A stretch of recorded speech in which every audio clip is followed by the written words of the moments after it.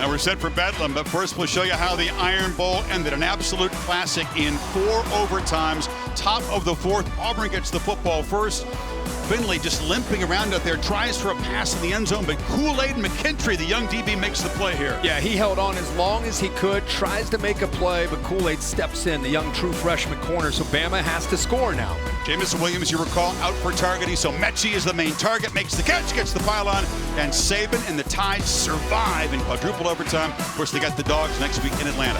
To Holly Rowe with Mike Gundy. Well, Coach Gundy, you guys have already punched your ticket to the Big 12 championship game. You're in the conversation for college football playoff. How do you keep the focus squarely on this game with your team?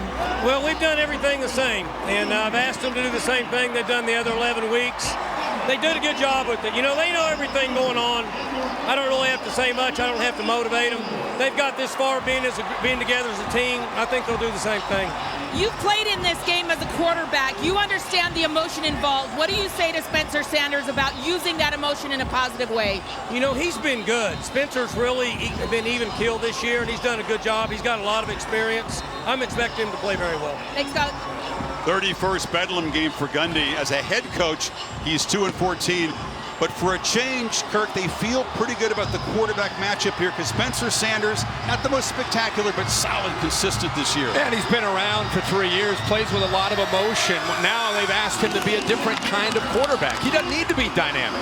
He just needs to manage the game and not turn it over. I think Lincoln Riley had shown some respect for this Pokes defense. He won the toss, instead of taking the football. He's going to kick away here. And this Cowboy offense with this revved up environment, rarely has their fan base been as rabid for this one as they are tonight. This should be fun. Brennan Presley, Dominic Richardson are deep. We'll see the kickoff from Gabe Burkich. He drives it into the end zone. And so we're going to see Spencer Sanders. He's a threat to run.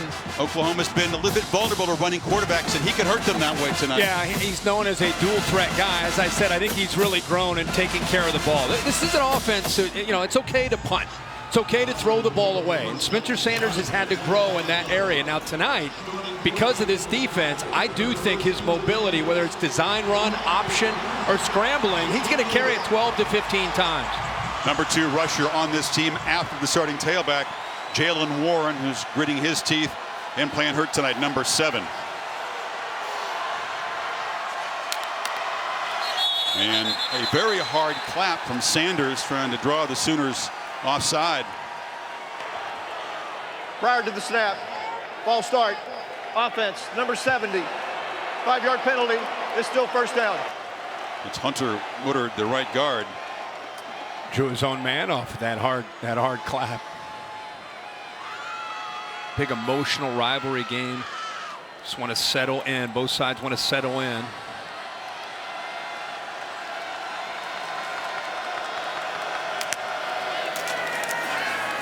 Delayed handoff. Warren escapes a tackle, dodges another man, and shows you his skill set. DJ Graham got him to the ground. Well, he has low center of gravity, and he is tough to bring down.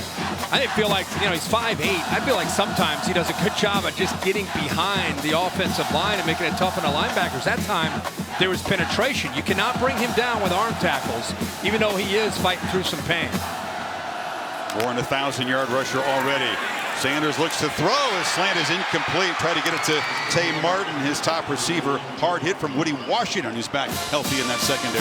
Well, they play great defense. They want to run the football. The Chick-fil-A impact players, Jalen Warren, who we've already seen 7. He's got to be able to get a big night tonight, averaging close to 5 yards a carry. And then Tay Martin leads a very young group of receivers. He's the elder statesman, number 1. Isaiah Thomas is outstanding at getting penetration, applying pressure on the quarterback, and Brian Asamoah, a veteran linebacker in the middle, will have to do a good job against his obvious run-oriented style offense.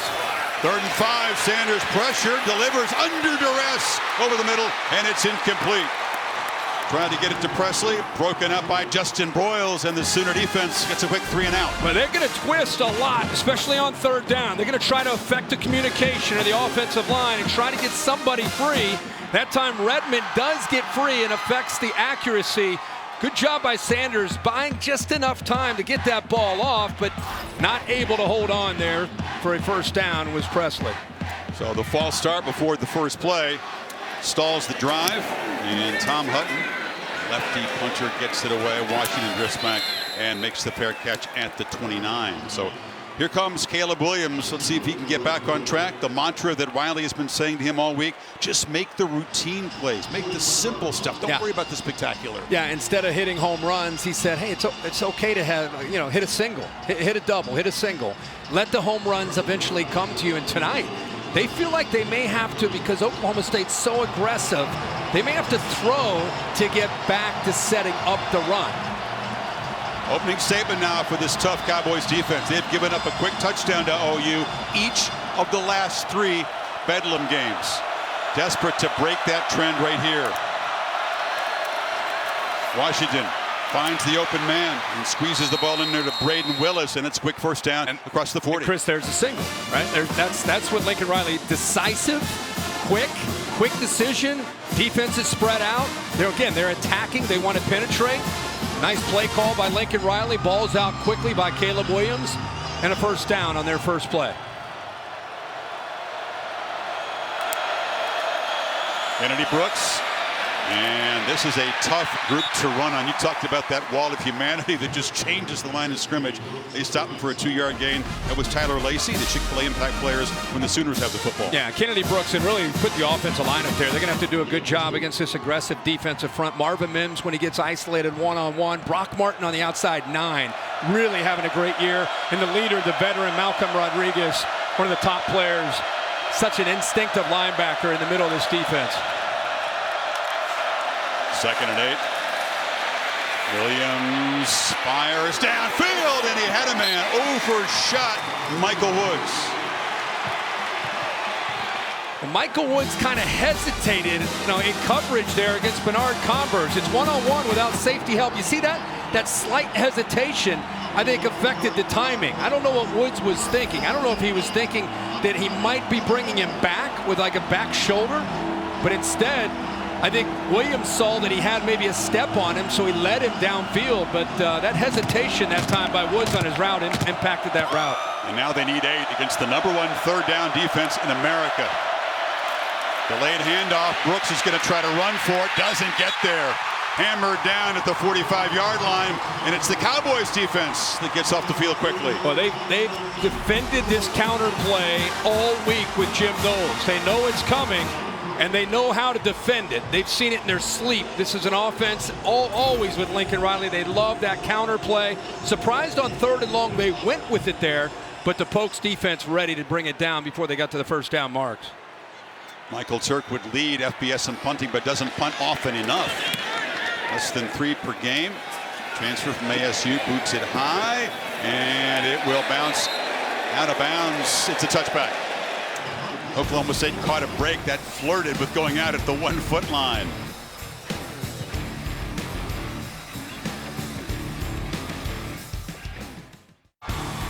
Big 12, the only conference right now where the championship games are not set in the Power 5. Oklahoma needs to win, or it's Baylor hit Wake Forest in the ACC. Oregon got the win they needed in the Civil War. They'll take on Utah Friday night. And Georgia Bama was already a done deal. How about Michigan? I was going to say, some people may be looking, Iowa. What happened? Well, Wisconsin lost to Minnesota, and Iowa with a win, they go into the Big Ten championship. Sanders takes off. A lot of green in front of him. Gets a nice block on the edge and scoots for about 15 yards to the 35. Jaden Bray, the freshman receiver, made the block. Yeah, they're in man-to-man. They blitz a linebacker, and they don't keep the edge to the defense. Blitz up the middle. Good job by Jalen Warren. Edge is lost, and that's what Spencer Sanders can do. He said 12 to 15 times tonight, whether it's design run or like that, where he's just improvising. He's athletic enough to make the defense pay for it if they give him room like that, where they lost the edge. Warren picked up the blitzkrieg. Looked like he enjoyed doing that, delivering that blow to the rusher. They fake it to him. Sanders with a downfield shot. has a man cross field, and the catch is made by Presley. And quickly the Cowboys threaten OU territory. Yeah, man-to-man, inside leverage. See the defensive back feels to the inside. Route goes away from that, and the ball is perfectly thrown towards the sideline. So great execution and a good throw by Sanders, putting that away from Fields, the defender. Casey Dunn, play caller, they're cranking the tempo. Empty backfield, Sanders hit as he throws, but he gets it out again to Presley, who makes the cut. Another first down inside the 35. Well, Mike stood in Gundy, there and delivered. Mike Gundy and Casey Dunn with some of the success. They are getting the ball out, getting and going with some tempo. Benito almost gets there in his blind side. In fact, hits him as he releases the ball, gets around the left tackle. But Sanders felt that and got the ball out. Benito looks like he's on the sideline after that last play. Warren knocked down after a short game. Check out that Sanders on the keeper. That's a key guy to keep an eye on. One of the most dynamic playmakers on this OU defense. Junior from Fort Lauderdale. Sanders loops the ball downfield. Caught! Touchdown! Tay Martin, and the Cowboys strike first.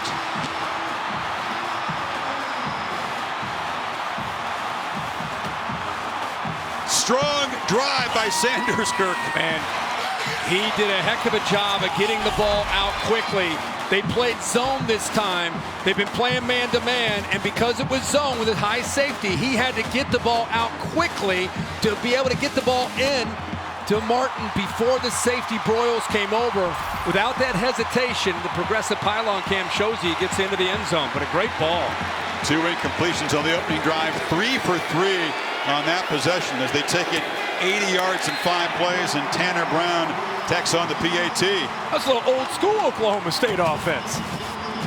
Now the Cowboys with that tough defense, up 7 in the first 4 minutes, 3 seconds.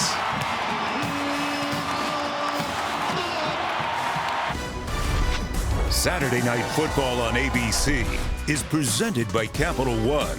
What's in your wallet? And in part by Duluth Trading Company. Clothing and gear designed and tested to do.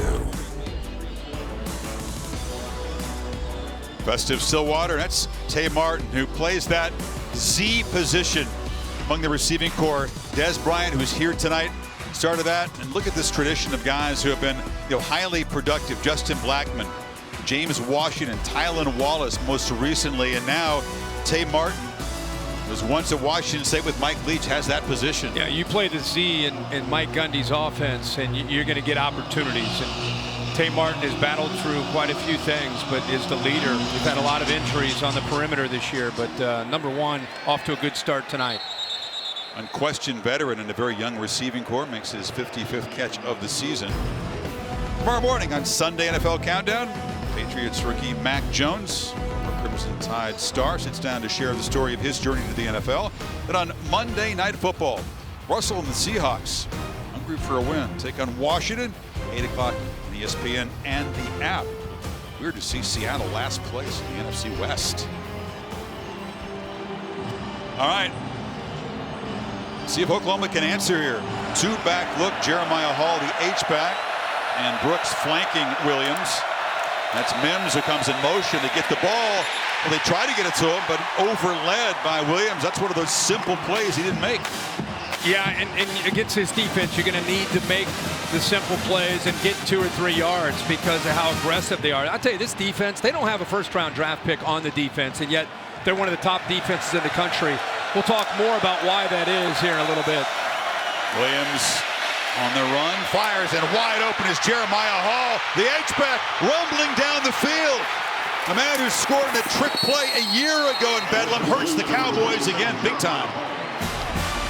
Just a good job of settling in. I don't think the defense was really completely ready. I think Caleb is patient, waiting, kind of sells it, and then eventually looks back to Hall where the defense completely lost him. And the big fella's dangerous after the catch. Kennedy Brooks slips as he makes the cut. Jeremiah Hall, an impressive guy. He's going to finish his MBA soon. Took on the challenge of that. Really a guy who's gained the trust of this coaching staff. Can hurt you in different ways. Yeah, I always say when we do Oklahoma, they've always had a guy like that. You know, he's that H-back, fullback type of guy. I always refer to Dimitri Flowers as that kind of guy that's big, and can do a lot of different things, but also is dangerous with the ball in his hands. He's caught 4 touchdown passes this year. Eric Gray now into the game to the left of Williams. Caleb straight back against pressure, launches to the end zone, and flags come out. Michael Woods was the receiver. Thomas Harper interfered. Yeah, Woods on a slot fade against Harper, the safety. He had a lot of room to work to the outside. Tough spot to be for a safety when he's out there on an island. Good play call here by Lincoln Riley, seeing that matchup, and I love the ball that Caleb Williams puts it up in the air where his receiver can adjust to it. Pass interference. Defense, number 13. The penalty is half the distance to the goal from the previous spot, and an automatic first down. Thomas, younger brother of Devin Harper. Yeah, see how he's trying to work himself back to the ball, and really Harper never truly found the ball. By the time they make contact, he has no idea where the football is, and Woods is trying to work himself back to the football. Penalty probably saved a touchdown. Yeah. Oklahoma spots it now, 1st and goal. This is a tough spot against this defense at the 9-yard line. Lincoln Riley talks about that. You have 1st and goal from the 9. Yeah. It's tricky. Remember, his legs and his creativity, something that all defenses always have to be aware of. This is strength against strength. Sooners pretty efficient down here in the red zone. But the Cowboys have been really stout. They allow a touchdown less than half the time to their opponents down here. The paddle people trying to make it tough on Williams.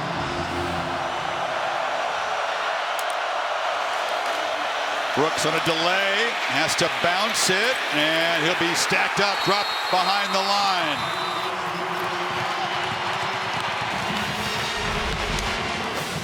Good job here by this defense. Slow developing counter play. And again, I talked earlier how much they drilled that this week.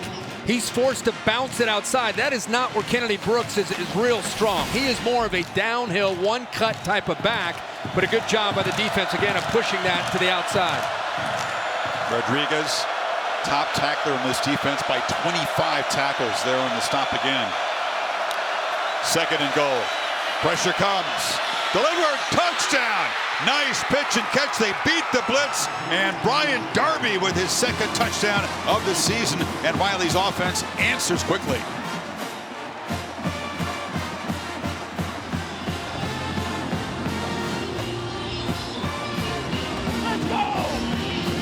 One of the unheralded guys on this very deep receiving corps. Darby, a sophomore from College Station, just his 7th catch of the season. Now you bring pressure like that, you better get there. Caleb Williams saw that blitz that you talked about, Chris, and got the ball out of his hands quickly. Well, they said it wouldn't be a shootout. This feels like vintage Bedlam. 7-7, like 7 minutes in. But you get the blitz from the outside right here and right here, and then here is your matchup that they're trying to take advantage of. They do a good job. See the blitz? The ball, they just don't have a chance to get there. It wasn't even necessarily picked up. It was just that the ball got out so quickly, and then the defensive back had to work his way over there. He gets lost in coverage, and Darby does a nice job of locating it and making a catch. And you're right, Chris, it does kind of have a feeling. We've been here a lot of times. Kind of a back and forth kind of game. I said, come on, Mike. I mean, shootouts are your DNA, right? He said, we're not equipped to win a shootout against anybody right now, much less Oklahoma. Yeah. But early on, the offense has had some success. For people that aren't familiar with who Oklahoma State has become this year, and we've talked about it, but they are a defensive-oriented, don't lose the game on offense, run the football, punt, throw it away, don't turn it over, win field position with turnover margin, and special teams. And you know, that drive we just saw from Spencer Sanders was very different from who they've been these last 4 or 5 weeks. You know, last year the folks thought they had a defense good enough to hang with the Sooners in Norman. It was 21-0 midway 1st quarter. They were down. This year they feel much more confident. Presley has a little crease. That's good blocking. Makes a cut. And a strong return out across the 40 will set up Spancers in great field position. It was all number 3 in that last touchdown. Yeah, I mean, he really had a great drive. They were going tempo. This really got it started. recognition of getting to the edge of that defense and using his legs. Very athletic guy. Love his accuracy.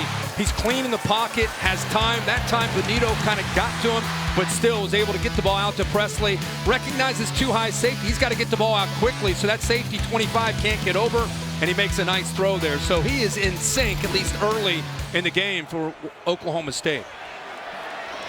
Ollie says Nick Benito was checked out by the athletic trainers. He's okay. Back in the ball game for Oklahoma. Sanders looks to throw in first down, and Warren in the flat. It's a nice chunk gain on first down. Picked up about 5. You know, this Oklahoma defense has great potential, but I think for the most part, they've underachieved from who they can be, especially up front. And I think it's been driving Alex Grinch crazy because he knows what they're capable of being, and they just cannot play consistently. They've been better the last couple of games, but not quite the defense that I think they imagined this year. Warren takes a handoff, and they get a crease against that defense. They expected to be one of the elite defensive fronts in the country, right? Yeah. It hasn't panned out. Yeah, it has not panned out at all. And this is what I'm talking about, how hard it is to sometimes find him, right? You're going to move and twist and slant your defensive line. It puts a lot of those linebackers. They throw it in the flat, and a completion to Blaine Green, another one of the true freshman receivers. No fumble. He was whistled down. Freshman from Allen, Texas. Become kind of a fast learner. They use him at the cowboy back position. It was kind of a hybrid position. Yeah, as well, and they move, and they'll say, you know, in meetings during the week, he'll go to the receivers group, then he'll go with the cowboy backs to kind of learn 2 different positions. That's a lot on a true freshman, but they feel that he can handle it, and he's got a really bright future. Not only a future, he's doing a heck of a job this year. Here we go. Cowboys threatening again at the 29, looking to throw again on first down. Sanders trying to buy time, flips it, and has a man open, and that's Martin again. First down in the red zone. Number 1 a bit. Another good job by Jalen Warren picking up the blitz. 7. You're right. He's not only picking it up, I think he'd rather pick up the blitz than run the football. Keeper. And got a little bit of a block. Martin on the edge. Pat Fields drove him out near the 15. Right, watch this recognition of the play before. Watch 7 in the backfield. He looks left, then he comes back, he sees it, boom! I mean, that's how you take care of your quarterback. That's impressive. From the pocket. Dirt on the sideline. The catch is made at the 8-yard line. It's a first down. Green again. First and goal. Just a really good mix right now. Mixing in a little tempo, different formations, running the ball, throwing the ball, a little bit of quarterback creativity. This Oklahoma defense right now on its heels, and Oklahoma State is attacking. And now a throw for the end zone, and a battle on the edge, and a flag comes out. DJ Graham was defending on Jaden Bray. Too handsy.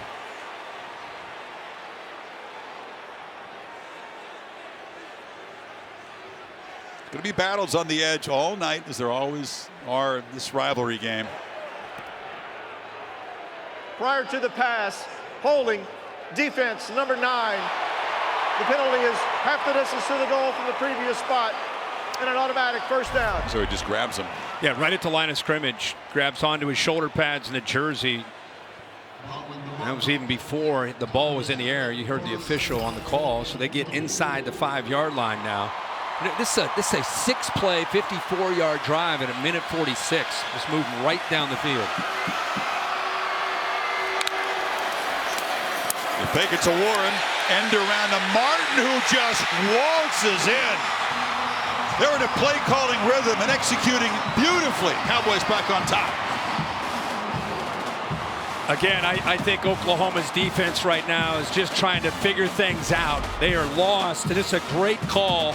Look at the defense flowing. Everybody coming this way. He'll pick up a nice block right here, but a great time to call this, an aggressive call. He walks into the end zone. You know when Sanders is feeling, you see a little pop. That was some with some style to Martin coming around. Just going to loft it in the air. Receiver grabs it full speed. And Oklahoma State, in what feels like a vintage Bedlam game. That was a no-look. It was a no-look. Very stylish here. Gotcha. 14-7, Oklahoma State.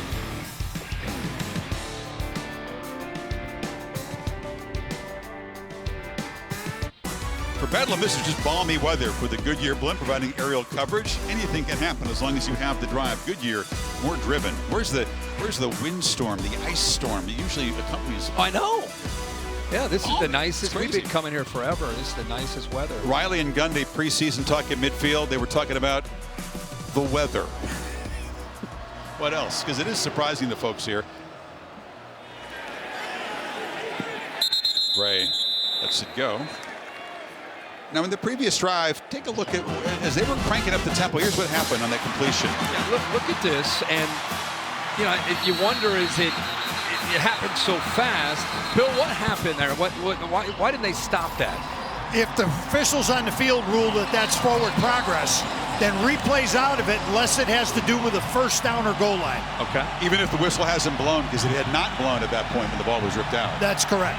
Replay has no horse in the race. Okay. So once again, Williams and the Sooners have to answer down a score. And Brooks is hammered. Oh, actually, I got faked out. Williams kept the ball and just heaves it sideways. Heavy pressure from Devin Harper. They'll have to have a conference about this one. He was still in the pocket. A good read. You didn't get faked out. I mean, that was a really good read of Caleb Williams pulling that to get it away from the pressure. That's his read, man. He obviously takes Gray. Now he's just in survival mode before Harper can get to him. Did get outside of the pocket there, Bill. Well, the ball didn't make it back to the line, but a receiver was coming back. Yeah. Plus, the hit may have altered the throw. You've seen intentional grounding called a lot more this season and for a lot less than that. Play clock winding down. Williams steps up in the pocket and throws across the middle. And the catch is made by Braden Willis. Wills knocked down, slow to get up, a few yards short of the marker. Jim Knowles bringing pressure there from the boundary corner. Christian Holmes. Again, this is a very, very aggressive defense. They like to give pressure. They like to disguise and give you different looks where the pressure will come from. Want to put as much heat on that offensive line and the quarterback as they can. Remember, as good as Caleb Williams is, he's still a young guy seeing some of these looks for the first time. 3rd down and 2. Oh, you look at a throw for it. Williams flushed, gets away, fires, and what a clutch completion. Marvin Mims just stayed alive, and Williams makes a play to keep the drive going. Yeah, they rushed 3 here, but this gives you an idea. Look at the defense. Look what he's looking into. And think about what you want to try to, who you want to try to throw the football to. Now, right there where the linebackers are, he's got a chance to make that throw, but doesn't take it. He had Mario Williams right in the middle, but never saw it. Good job of improvising after missing that open receiver. Instead of punting, putting that defense right back on the field. Sooners with a fresh set of downs. Hall and Gray in the game. Again, play action. Again, Williams under pressure. Escapes, scans the field, and will just dart forward, pick up about 5. Colin Oliver, leading sacker in this team, a true freshman, was chasing him down. Really good-looking young true freshman. Oliver, 30, who has tremendous length.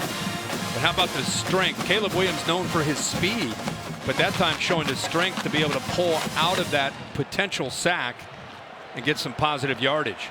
Early in the drive, Jim Knowles and the defensive staff making wholesale substitutions. Fresh bodies in for the Cowboys. They'll use lots of players up front. From the pistol, it's a reverse. Pitch back to West, who makes a cut and has a first down, exploding into Cowboys territory. Well, you have a defense that's fast flowing. You want to try to make them pay for that by bringing it back the other way on reverses and misdirection. The defense, you can see those black jerseys are going very quickly. They make a read and they're gone. And that time they were able to come back, make them pay for that a bit. Almost got loose, almost got through that. West, I thought, was just barely. Only had one rush before Kirk. It was a 66-yard run. Very close to pulling that out of there.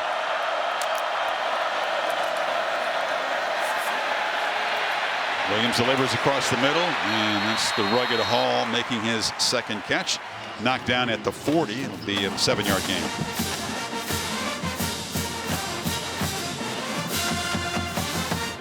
I think Riley felt it'd be hard to sustain drives against this Oklahoma State defense.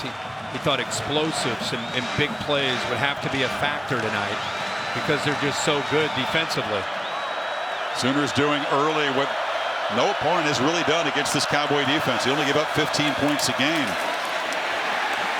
And they've been very effective stuffing the run all year. Eric Gray got smacked right at the line.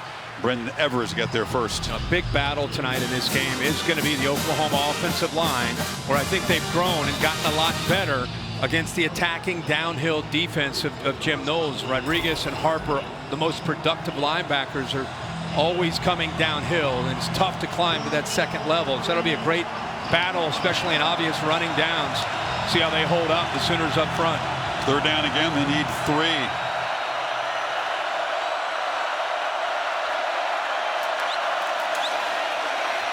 Woods, the receiver, took the handoff.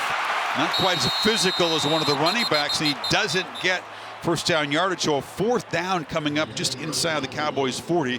Harvell Peel on the stop. These linebackers and safeties, they fly down. It's what a benefit of having guys that are in their 4th year in Jim Knowles' system. And a lot of these guys played as freshmen and sophomores. He said our ability to adjust on the fly because of the experience and the veterans. A lot of seniors are on this defense. You can see how sound they are fundamentally with their angles. Only need about half a yard on 4th down. Play clock is winding down, and they're going to have to spend a timeout here. Williams was still checking the sidelines for adjustments, so wise to spend a timeout on this 4th down play. Well, you look at all the stats and you study all the tape and you talk to all the coaches. This is going to be a very different kind of Bedlam game. The defenses are strong, especially for the home team here. We've seen a wild first quarter so far. It's like this is old Bedlam, you know, with the offenses back and forth. It's a big 4th down, though, early in this game, because I think Oklahoma State's offense, and we'll see what kind of adjustments Alex Grinch can make, but right now Oklahoma State, they're in control. You said lost on OU's defense. They look lost. You know, just because things were happening fast.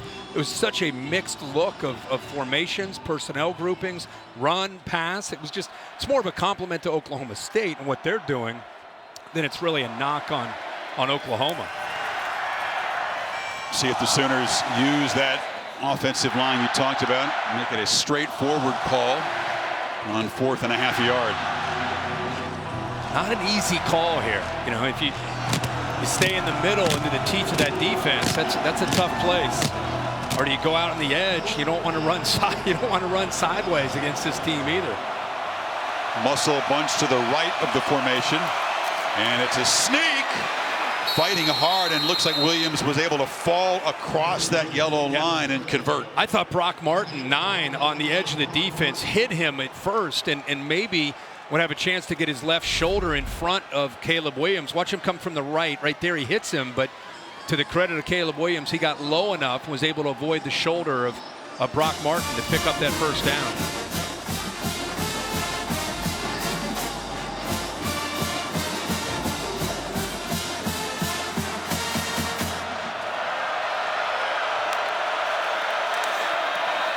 Wanted to get the ball to Brooks in the flat, but the running back was covered, and Williams is knocked down by Malcolm Rodriguez. Just a really good job by Tyler Lacey taking that away. He's a big defensive end. He's right here. I mean, that's a play of a linebacker, what he does. Recognizes, I'm going to get out here, take that away, and Caleb Williams doesn't have an answer. And that's where Malcolm Rodriguez, in his instincts, able to corral Caleb Williams. Mentioned the lack of NFL day one talent here, but these guys are so well schooled. The mad scientist Jim Knowles has got to be one of the top contenders for the Broyles Award this year. It's a keeper from Williams, and he's rocked, hit very hard, and driven back by Devin Harper. Their head was spinning when Knowles first came in, Ivy League background, so intelligent, walks around wearing a blazer. Like, where is this guy? We're lost. What's he telling us? They picked it up in the last few years. That's what I'm saying. Well, you're around him for 4 years. Again, watch the big guy Lacey again. Takes away the back. Now you've got Harper and the rest of this defense. It's just kind of old school fundamentals, getting to the football, your pursuit angles, taking away space of the offense. And what the offense wants to live in is space where their athletes can make big plays. But against these guys, it's just tough to do. Now they bail out. Look at this defense. Everybody dropping back on 3rd and 16. And with a 3-man rush, they put Williams under pressure, who just launches over the top of everybody and just over the outstretched hands of Mario Williams. That was a funky play. It really was. They had 7 guys all the way back at about 15 yards. But what happened was, because Caleb Williams took so much time, he gets away from the pressure of Lacey right there. He keeps it alive. Look back here. Look at the safety. He just couldn't last that long. He lost himself. He was more focused on 11, Hazelwood, and lost 4. Mario Williams get behind him, and Oklahoma State catches a break there. Pretty good throw, backpedaling, off balance, just heaved it over everybody's head. Michael Turk, high punt, and a flag down. They bump into him. It would have to be a personal foul for this to matter. I kind of just knocked into him his foot as he landed. You see the call from Kevin Hassel, this Big 12 crew. The 5 or 15-yard variety is crucial here. It's pretty good here, that left foot. Personal foul, roughing the kicker on the defense. That's a 15-yard penalty, brings an automatic first down. Crowd doesn't like it, of course, when you hit a guy's ankle and the leg is extended up in the air. He's very vulnerable. You ever been a guy that boos at the ball game? You ever been that guy? I've been that guy. Have you? At a hockey game? Yeah, sure. You boo? Well, Mike Gundy's booing right now. You saw the replay on the screen. Look at my man. That's heartfelt booing right there from Beard. I mean, he's going all. That's a big play. Instead of Oklahoma State getting the football back, Richardson, the wide receiver, with that personal foul. Sooners now set up with a 27. Mike's seeing that replay, and I think he's saying what you said initially. Like, was it roughing or did he run into him? But the replays I saw, I thought it was pretty clear that he roughed that leg. No, again, he's in a very vulnerable position with the right leg up in the air, but it wasn't very rough. I mean, you usually take care of the punters. Lincoln Riley going crazy, wanting to go fast, wanting Caleb Williams to. Now he's going to call a timeout. He's frustrated. Yeah, the play clock was winding down again. And he's frustrated. Look at him. That's part of having a young quarterback. You know, there's this talking to the center. You got a backup center in there as well. Teammates were talking about how Caleb Williams' approach to practice changed. Remember, he didn't play high school football in 2020. He had great success. He had never had a game really like that loss at Baylor when they threw for less than 100 yards. And his approach, Jeremiah Hall told us after that, was to come in with, more interactive and be more in command. And the teammates were impressed how he responded to that in practice. Which is, think about it, you're a true freshman playing at a school like Oklahoma, where the expectations are to win every game, and you have a setback like that. You learn with these young players because you don't know. You're speculating, but you really don't know until you see it. And so that was a very favorable reaction by the entire team to see what he did. And first down, Brooks breaks the tackle and is muscled down after about a 7-yard game. Tanner McAllister. Really good job by the offensive line here, opening this thing up on the right side. Look at that, Murray, Robinson. Look at that big hole. That's the kind of running Kennedy Brooks likes. Getting downhill, quick read, and he's more of a slasher. He doesn't necessarily always want to work sideline to sideline. Final 30 seconds of this first quarter. Sooners on a methodical drive. Williams slips down, and that'll be another sack. Lost his footing as he planted there. Israel Antoine and Jason Taylor from the safety position got him. Yeah, I mean, what a push. We talked about that in the open, how they get a good push in the interior. But here he's kind of disguising, and then they bring the pressure late. Kennedy Brooks releases, maybe wanting the ball. And, in fact, Caleb Williams looked like he was about to go out there, but there was another defender. So just too many black jerseys on that play for Caleb Williams. He just kind of had to eat it. 45th sack for the Cowboys. That's a new school record. #1 sack defense in America has knocked the Sooners back, but Oklahoma threatening. Exciting first quarter here in Stillwater. 14-7 Oklahoma State. Back after this message and a word from your local ABC station.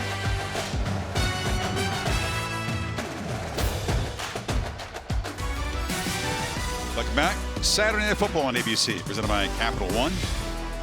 Start of the second quarter, Oklahoma State up by 7. They've won their last 7 home games. That's the best streak in 5 years. But over the years, Oklahoma has been so dominant both here and in Norman. One of the most lopsided in-state rivalries out there. Folks trying to re-script it tonight. It's the 15th play of Oklahoma. I was just looking at the same thing. Pressure launched to the end zone. One-on-one caught. Touchdown. Austin Stogner. The H-backs have been enormous so far for OU. Are you kidding me? Honestly, are you kidding me on this throw? A fadeaway. They bring everybody. They bring the house. And he puts it as he's falling away up over the shoulder of Stogner away from the defender. Look at the big guy. You got a big receiver against the safety. Put it up in the air. There's a progressive pylon camera that's checking just to make sure that he breaks the plane. Looks like he does. Very close there, Bill. Stogner at 6'6". And the H-backs, 5 catches tonight. It was Mikey Henderson who played that position a year ago for Oklahoma. They just ate the Cowboys alive with passes to the H-back. Well, look, like you said, Chris, look at the blitz. I mean, they bring everybody. Stogner says, I told you guys. They bring, look at this, 1, 2, 3, everybody's coming. And here he is. It's a big tight end out in space. And look at this matchup. Look at the pressure.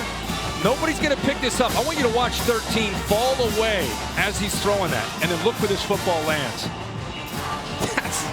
That's just beautiful. So the roughing the punter penalty on John Paul Richardson, which prolongs the drive, ends up being crucial as OU has drawn level again at 14.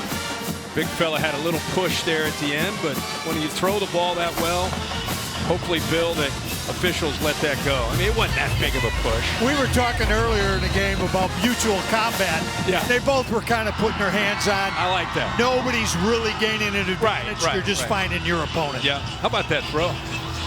For Oklahoma fans who've seen Williams struggle the last couple of games, it's a very positive start. Yeah, the young quarterback on the road against one of the better defenses in America. From the goal line, Presley. Another good return. Once again, he's finding space, cuts it back. Brennan Presley into Oklahoma territory. Can they run him down? Touchdown, Oklahoma State, a lightning strike, 100 yards.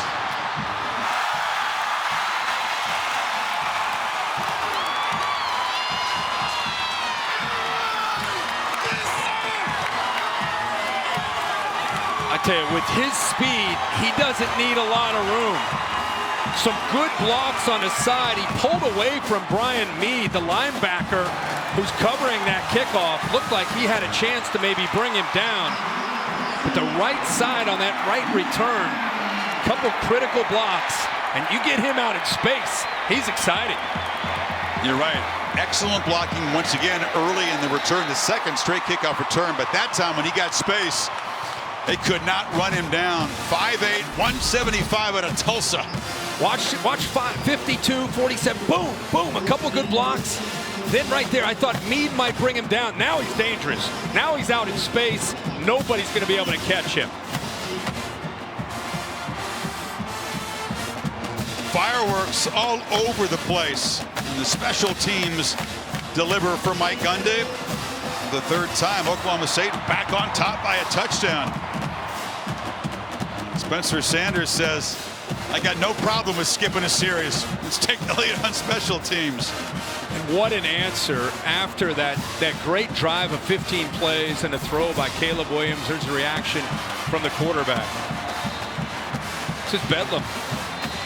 Presley's had a terrific year as a receiver, but he is just built perfectly for this role.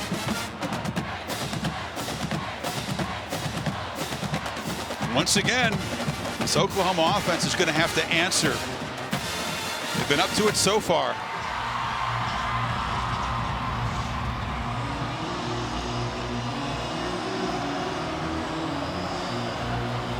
Remember Tyreek Hill in an electric play, Bedlam series back when he was at Oklahoma State. Yeah. You do something in this rivalry, especially when you're on the Cowboys side. If you can win this game, that's become part of Oklahoma State lore.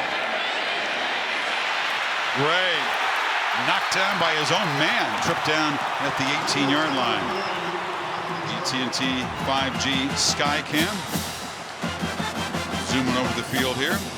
Skycast is streaming live on ESPN3 and the ESPN app.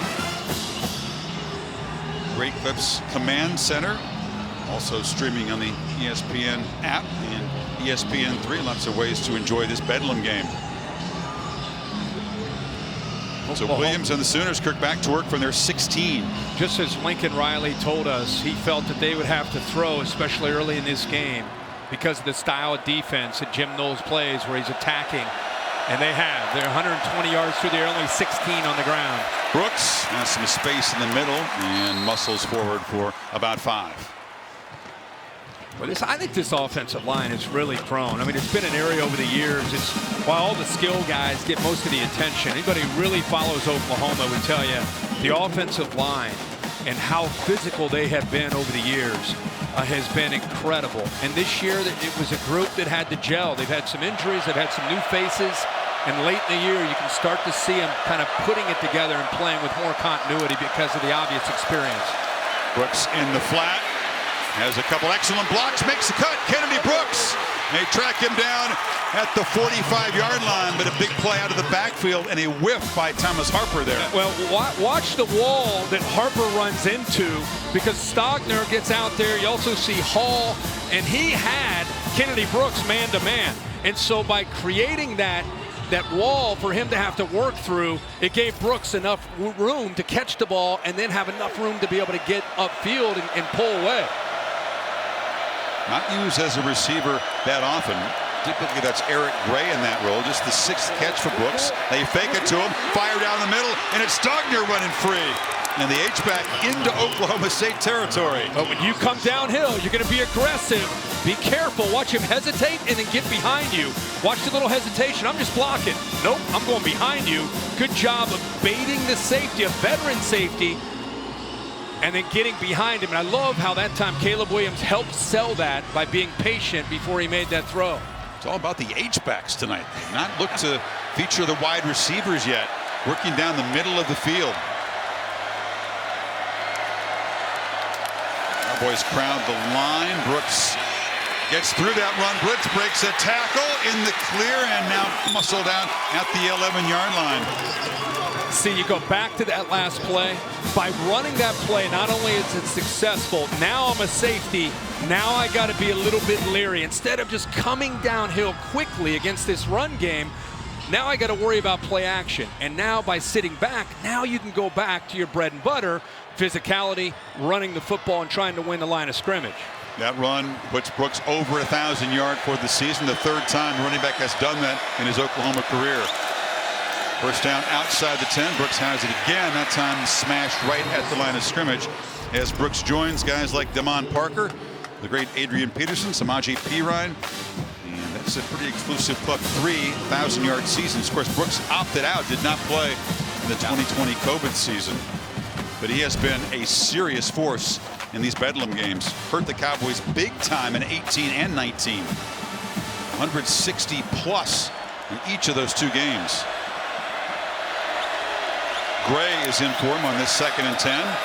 Williams checks it down underneath, and this all wrestled down by Taylor. 3rd down coming up.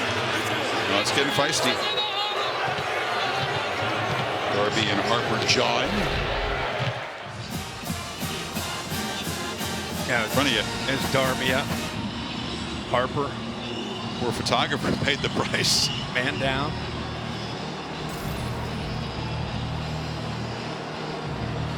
You need 6 here on 3rd down. Important sequence.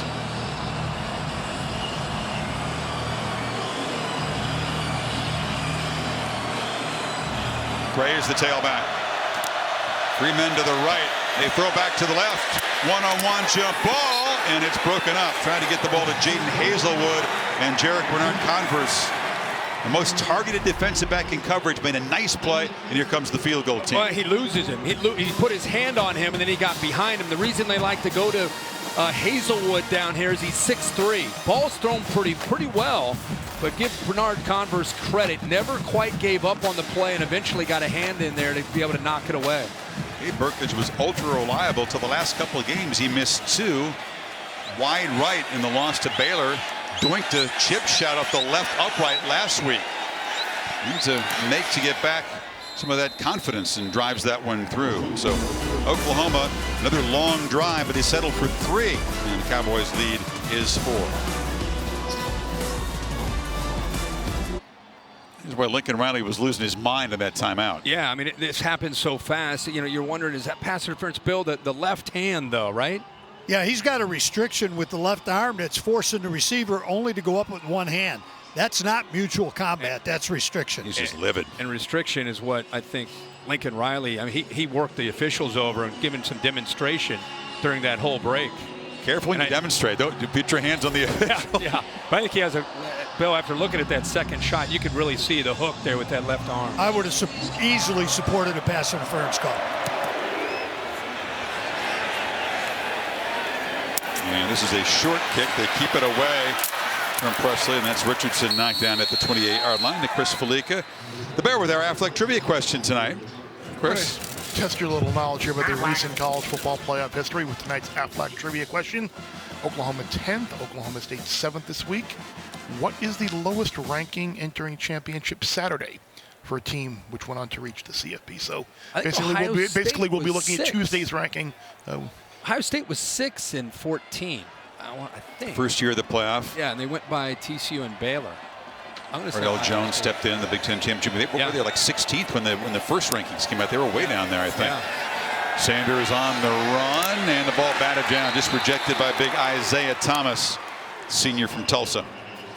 Isaiah Thomas is a very gifted athlete that can play inside and outside. 11.5 tackles for a loss there. He's obviously just the awareness there and the length to be able to go up at 6'5" and bat that ball away. But he can play inside, and they've used him all over the place. Right now playing on the edge. Look at all that pre-snap movement. So the defense shifting around. Sanders rolls that side and fits it into a nice window. Finding space in the zone there was Tay Martin. So when Oklahoma moves 3 times, what do you do? You just roll away from it. Don't worry about protecting yourself. Get out away from that pressure. And what a throw there between 3 Sooner defenders. Zone coverage. Nice job of settling there by Tay Martin, and a good throw by Spencer Sanders. You can see the relationship and the trust there by a couple of veterans. I thought they were a more ball control and defense kind of team these days. And change the pattern. And this is Presley, the electric kick return for a touchdown. Moves the ball back into OU territory. Mike Gundy gets into a huge rivalry game, and he just can't help himself, right? Big stage, been winning with defense and running the football, and he says, nah, not in Bedlam. We're swinging for the fences. Play action, slant, and the ball batted away. Broken up nicely by Woody Washington. And a flag comes in very late now. Thrown by the back judge. This will not be pleasing to Riley, who was upset about the non-call. It's his receiver. I think it's the same call. I think the opposite hand from the hand that the defender Washington used to deflect the ball. I think the right arm this time gets around the receiver. Defense, number 0.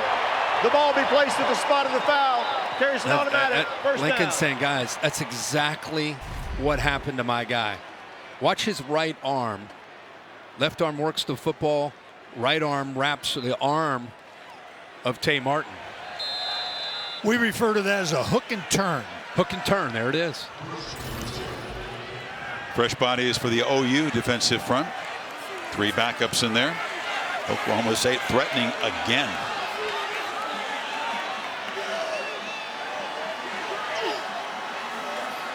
Three receivers stacked to the left. And they get the ball out. A flag is down. Catch made by Presley, who's wrestled down at the 34. Just a free play there. Oklahoma jumped. But they are moving a lot up front. A lot of stunts, a lot of pre-snap movement, trying to affect Oklahoma State and that offensive line's communication. Offside, defense, number 96. In the neutral zone at the snap.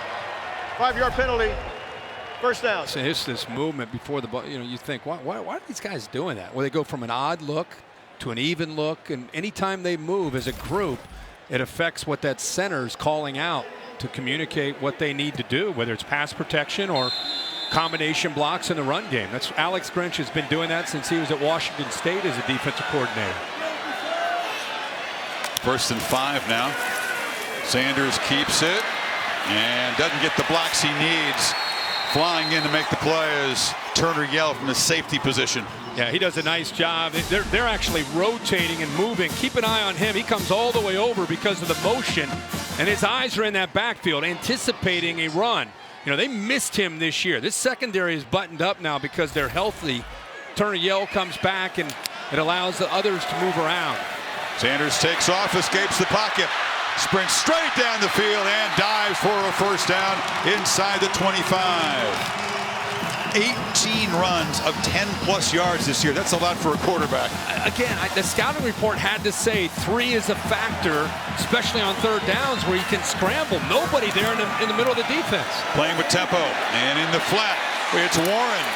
They didn't really account for him. They still don't have him to the ground. Finally, after an 8-yard gain, tackled at the 14 by Washington.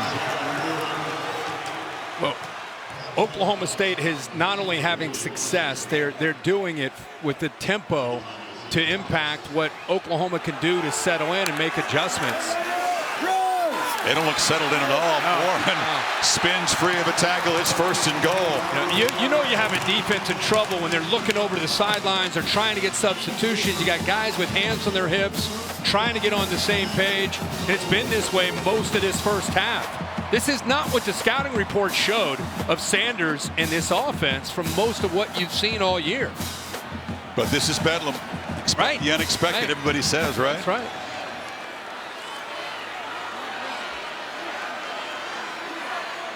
First and goal, a chance to build the lead to 11 if they can get the ball in the end zone. But Warren is smacked immediately.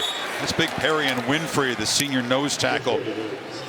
Brings a lot of energy and passion to his play. Yeah, he does a good job just getting off the block. I mean, that's really what he's known for. Came over last year as a junior college player and kind of exploded on the scene as a first-year guy, and now a guy that they kind of count on in the interior, using his hands and quickness.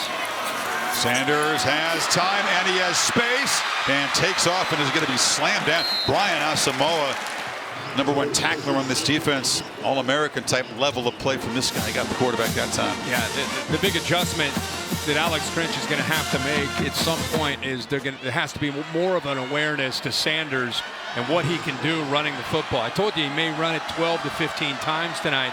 So far, it's just 6 carries. Interesting call here now, Kirk. 3rd and goal from the 4. 3 receivers split wide left.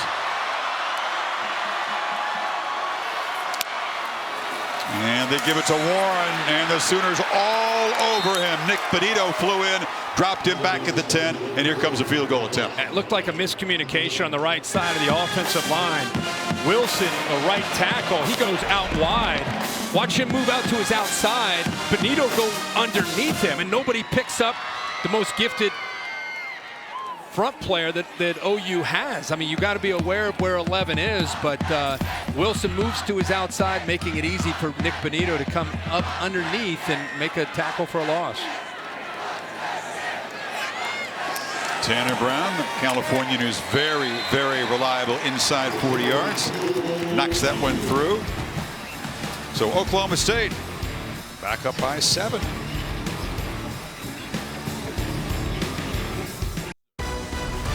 Saturday Night Football, presented by Capital One on ABC, is brought to you by General Mills. This football season, it doesn't matter where you're watching or how you pregame. We are all Tailgate Nation. So let's prep your home field with the ultimate game time game plan, including tasty recipes and savings at wearetailgatenation.com.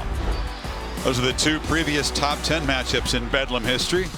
84, Sooners had the answer. Then in 2015, 58-23, Oklahoma, a resounding winner. A lot of history against Oklahoma State. They would like to re-script that tonight.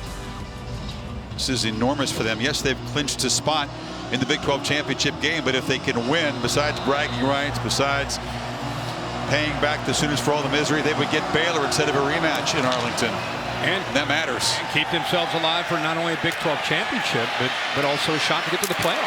Hard hit on Gray. He is smacked at the 18. Cowboys special teams strong so far.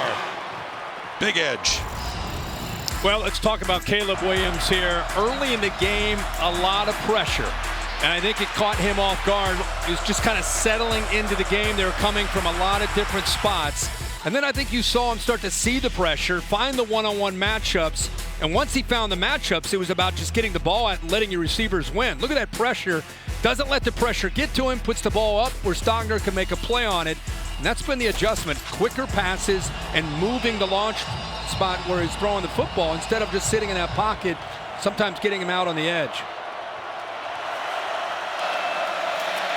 From the pocket, launches downfield, and it's incomplete. Try to find Trayvon West. Haven't really been able to get the ball to Jaden Hazelwood or Marvin Mims, the speedy edge players. Mims is the real deep threat in this offense. Yeah, I mean, you can get the ball downfield to Mims, to Woods. Like you said, Mario Williams has that ability. So far, he's taken some shots with West. We've seen Stogner get some one-on-one chances. Hall also has been a good target for him.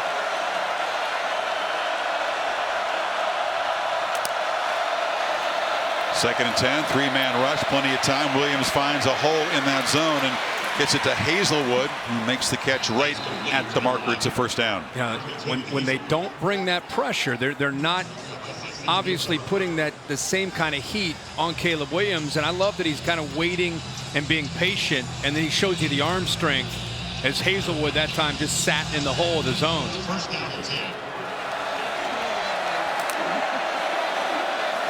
Lincoln Riley communicating with him up top at about the 15-yard line. Big cushion on the right. Williams pressured, buying time, and is run down. Made a dangerous throw on the sidelines. Coming after him was Devin Harper, full speed, and Williams hit the deck. Check in with Kevin DeGandhi for an update.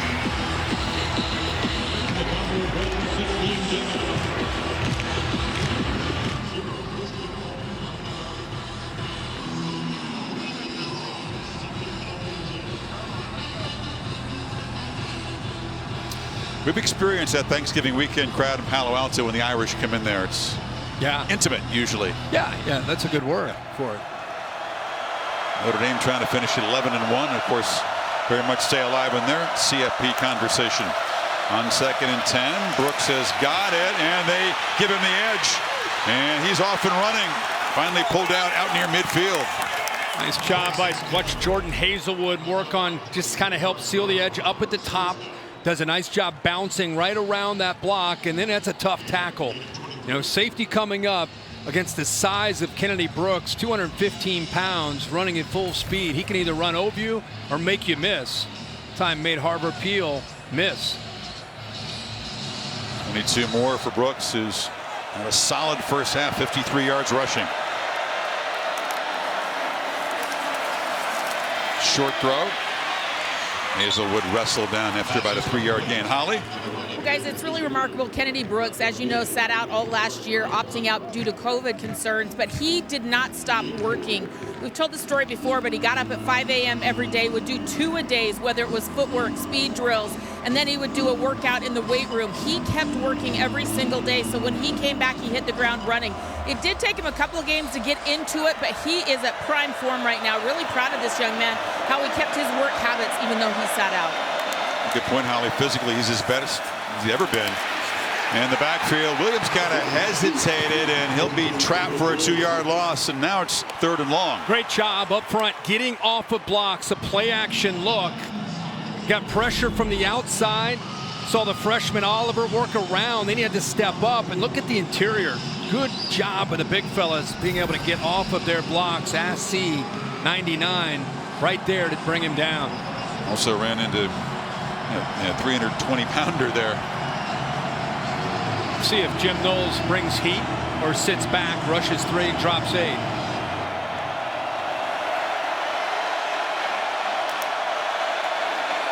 He brings some pressure off the edge. Sooners try to run into it, but Brooks is stripped down for another loss. That's Tyler Lacey, the best pro prospect on this defense with the tackle. How about him? I mean, he's just collapsing. I think he's expecting run. Watch, or pass rather. Watch, Chris. He's thinking Caleb Williams, and then he gets around the pulling guard, Murray, and throws that big left arm and trips up Kennedy Brooks. Seeing the defense, it is among the best in tackles for loss, right near the top all season long. They had 2 back-to-back tackles for loss when the Sooners were threatening. Drive is snuffed out. Presley waves for the fair catch at the 14-yard line. So 3:02 to play before halftime. Pokes will try to add to a 7-point lead here in Stillwater.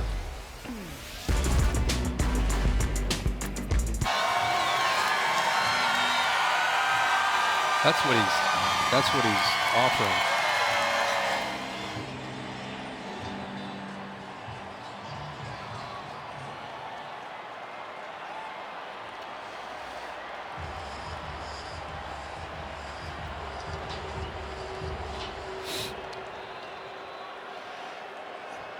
Yeah, guys, just an amazing day. Look forward to catching the folks up at halftime. Meanwhile, the folks getting aggressive here, and they get it to Jaden Bray, the freshman from Norman, who makes a play in the first down to the 30. I think Mike Gundy feels that he's got a really good young group, and he thinks that eventually they'll get back to being the explosive offense. Again, coming into this weekend, they weren't necessarily that kind of offense. Tonight, they've shown that, but he loves these young freshman receivers with Green and Bray and others. Keeper. Sanders knocked down. Well, they punted quickly in their first possession. Then Kirk, touchdown. Got the kickoff return for a touchdown. Field goal on the last drive. They've been motoring all over the field tonight. Yeah, and they're doing it very fast. You know, they're trying to put this Oklahoma defense on its heels, and they're doing a good job of it. 2nd and 7. Sanders felt the pressure, steps up and throws a low bullet, incomplete. Tay Martin tried to make a tough catch, pretty well covered by Washington. It's 3rd and 7. Wow, he just missed that. I mean, he had it. He stepped up very nicely. He had a little bit of pressure from the out to his right by Jalen Redmond and just missed the throw. Had a one-on-one matchup, middle of the field. He had separation from Tay Martin. Martin, who has 3 catches and a touchdown in the first half.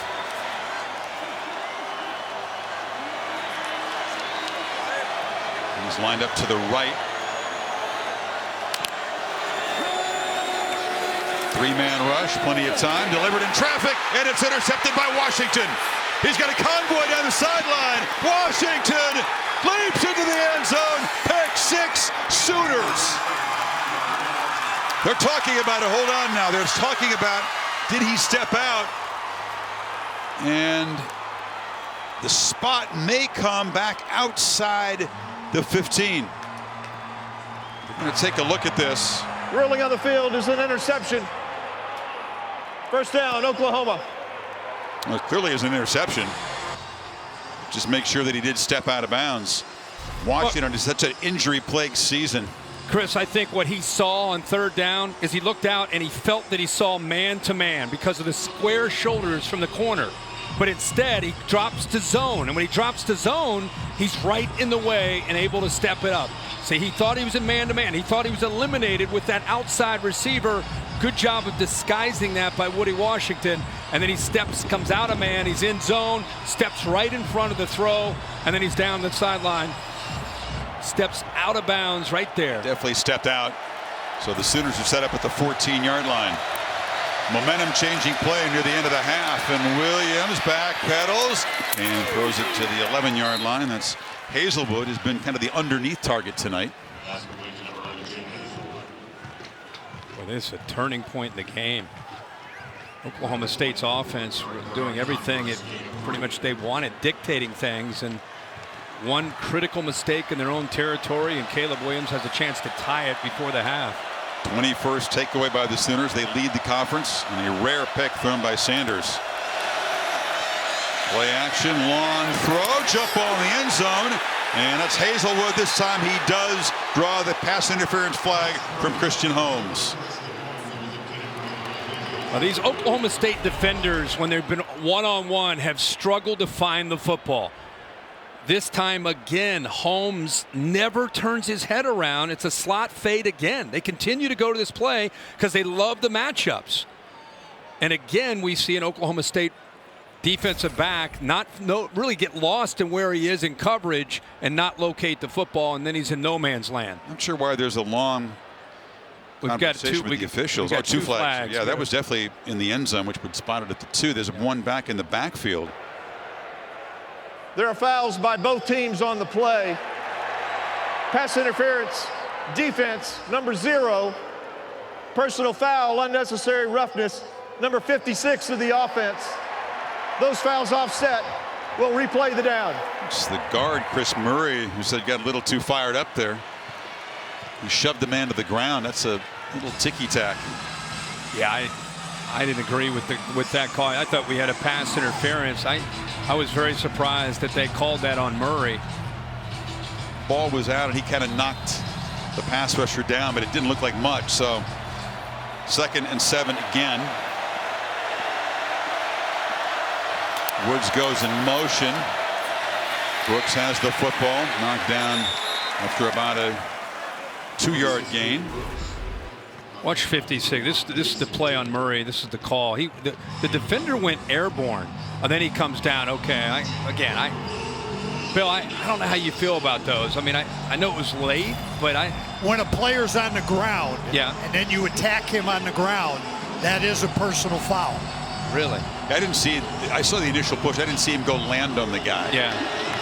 We can't do that anymore? You can't land on him? Maybe in your era, but not in mine. 3rd and 6 here. Final minute of this first half. Williams once again, jump ball, end zone, battle, catch made, touchdown, Braden Willis. And the Sooners win a battle on the edge and cash in that interception. Chance to tie things at halftime. They continue to attack the Oklahoma State defenders in the red zone and keep doing it because they continue to look at him at the line of scrimmage. He's lost. He's lost at the line of scrimmage. He has no chance. Wills gets behind him. The eyes go into the backfield by Bernard Converse, but he loses touch, and he's in man. He loses touch with where that receiver is. You're going to see Caleb Williams every time they get down the red zone. They're going to continue to go after these defensive backs because they're not matching up well in man coverage. Willis, a big-bodied 6'4" guy, senior from Arlington, his 2nd touchdown of the season. What a momentum change. Cowboys offense was humming, and Sanders gets fooled. Washington with the pick, and very quickly Oklahoma has charged back. Burkett can convert. They'll get the football to begin the 3rd quarter in a tie game. How about the placement of that football and the receiver going up and high pointing it? Caleb Williams back on track tonight. We're tied. So Braden Willis works to the fade to the outside. And what you're going to see is I want you to watch the corner's eyes. And the reason he's not locked in is because he's got help from the safety coming over top. But it's so tight, and the safety has so far to go. I'm just surprised you didn't see the corner get his hands, Bernard Converse. But what a catch, and what a placement by Caleb Williams. Williams. The suit right there? Yeah. Mike Houck, who helps us with our information, helping the officials make the call. Yeah, the SID pro unit director. He's fired up. He loved that call. Short kick bounces. Got to field it. Just batted out of bounds very smartly by Dominic Richardson. Back to the Bear. I think you're onto something with the answer to the Affleck trivia question. It's a short history of the playoff here, Bear. So you kind of narrow things down. You can't go back to 1850. Yeah, I mean, you stay like 1980s and beyond. I got a chance, Bear. Well, I might be wrong. Well, it is recent, obviously, and tonight's answer to tonight's Affleck trivia question is 6th. 2 teams have been 6th. 2017 Georgia. 2019 Oklahoma. Oh. You mentioned Ohio State. Ohio State was 5th, remember? Okay. They were 5th, moved up, sandwiched in between TCU and Baylor. And then the big 59-0 Big Ten championship with Cardale Jones against Wisconsin. And then 2017 Georgia beat Auburn in the SEC title game. That's right. OU 19, that great Baylor Big 12 title game. Yeah. Georgia lost to LSU. Utah lost that night before to Oregon. So yeah. OU wound up jumping up. Jake Fromm and Georgia avenged that loss to Auburn. They sure did. Well, there was a batted forward, so that is a penalty on that kickoff that bounced. Don't know that it's a huge deal here. Oklahoma has one timeout, and Gundy, you'd think at this point, especially seconds. off that interception, Yeah. the last throw by Sanders, will just be very Does cautious that interception here. second half make him go back to, again, I think he's going to go with what got him here tonight. I think he's going to continue to be aggressive. And Warren knocks down. I don't know. He was accused of being too conservative against Oklahoma at times in his career. He's pretty sensitive about that. He says, no, actually, we're more wide open against the Sooners than we typically are against other opponents. That's certainly been the case tonight. Oh, without a doubt. I mean, you look at the film of the last 4, 5, 6 weeks, and they played to their strengths, which, again, has been that defense and running the football and just playing smart, trying not to turn it over on offense. But they came out with Pistol Pete, with the revolvers going tonight. Yeah, but OU's offense, they've got 261 in the first half. Cowboys have just been giving up 268 for the game. And the H-backs for Oklahoma, those big physical receivers, a pair of touchdown catches from Williams. And we are deadlocked in this crucial CFP elimination game with Big 12 championship game implications. Capital One halftime report is coming up right after these messages, 24 apiece in Bedlam. ESPN, home of the college football playoff semifinals. Friday, December 31st on ESPN. Wild and exciting day in college football, and now prime time in Bedlam. Welcome back to Saturday Night Football, presented by Capital One, and this presentation of the Big 12 on ABC. 24 apiece, one half to decide the other half of the Big 12 Conference Championship game. Playoff implications for the CFP as well. Chris Fowler, Kirk Herbstreit. So much for this being an atypical Bedlam game. You get 476 yards offense, the kind of game Mike Gundy did not want to be in. Really. Well, yeah, I mean, he said we're just not equipped right now to get into a shootout, especially against Lincoln Riley and the OU offense, and here we are in a shootout. So what's going to happen here in this second half? I thought he made an interesting comment to Holly when he walked off with her, mentioning we're going to pretty much go with, even though the interception happened, we got to keep going with what we've been doing. So I think they're confident that they can move the ball against the Sooners defense. And here comes a return. Hesitation and a slip on the cut by Marcus Major, the running back. Fidelo's fighting spirit moment, Kirk. How well the H-backs have played in this Oklahoma offense. Yeah, they're leading the Sooners in receptions, and he spread it around to Jeremiah Hall. Look at all that room to run. You think about the receivers trying to maybe get vertical, but instead we've seen Hall, we've seen Austin Stogner go up and make a play where he high points the ball up and over a defender who never locates the ball. Braden Willis also, nice job. It's a great throw, goes up away from the defender and able to come up with it. 3 touchdown passes for Caleb Williams in the first half. This is Brooks turning the corner. And let's get into Holly and see what she learned at halftime. Well, guys, talking to Lincoln Riley, he loves that H-back tight end matchup right now. He said, we found some matchups, and they're in our favor. Oklahoma State hasn't adjusted yet, and they are going to keep hitting those with Jeremiah Hall, Austin Stogner, and others. Also, he said the better thing they've got to do against Spencer Sanders and that offense of Oklahoma State is contain the quarterback. He said, we're rushing the lanes, rushing past him. We've got to do a better job of containing him so he's not hurting us on those QB scrambles. That's good analysis from Riley. On second down, Williams back pedals, scans, and now just scampers out of bounds at the 18-yard line. It'll be third down. Lincoln Riley, he's got that little play sheet that a lot of the air raid coaches have. You see some of these coaches in the NFL and college. I mean, it's huge, right? Take a look at his play sheet. Pretty animated play caller for such a little sheet, He gets crazy over there trying to get the attention of Caleb Williams. You think he still likes the air raid label, though? He doesn't. No, he's not air. I'm saying when he came up as a player and then as an early assistant. No, he's definitely not an air raid coach at this point. It's part of the system, but not completely. Third down, Williams has to avoid some pressure. Now tries to make the play with his legs. Can he get the corner? He can. It's a first down. They finally get him at the 24.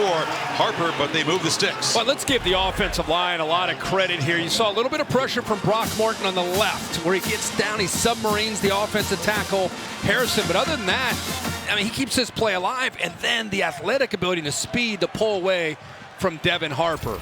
So good coverage downfield, but you better spy and be aware of Caleb Williams. Because he can take it 65, 70 yards. That's right. Done it numerous times this year. Brooks on the delay. Gets around the corner. Kennedy Brooks with a big play in the running game. Still almost fought through that ankle tackle. Finally, Bernard Converse got him to the ground, but the Oklahoma State 40. So left tackle Swenson gets around, does a good job, just gets in the way, kind of eats up the linebacker Rodriguez, and this is where Brooks is dangerous. Just a little hesitation, times up the counter play perfectly, and then gets north and south and gets downhill in a hurry and uses his speed and physicality at 215. Brooks went over 1,000 yards for the season in the first half, close to 100 tonight. 94. Good patience 13 there. carries. Williams straight back. Zips the ball into traffic. That's Stogner coming down with the catch. He eventually did, but he was out of bounds, I think, by the time he possessed the ball. Yeah, juggled it. He did not complete the catch. Good luck. Harvell Peel's fighting for the football. You saw the ball go up in the air after he went out of bounds. This is a good, really good look at it. He's got possession for a second, but watch if you continue to watch the football. Kind of pulls away. Yeah, maybe, I don't know. What do you think, Bill? It initially looked like he had the foot down inbounds, but he lost and bobbled. Incomplete pass. I like the call.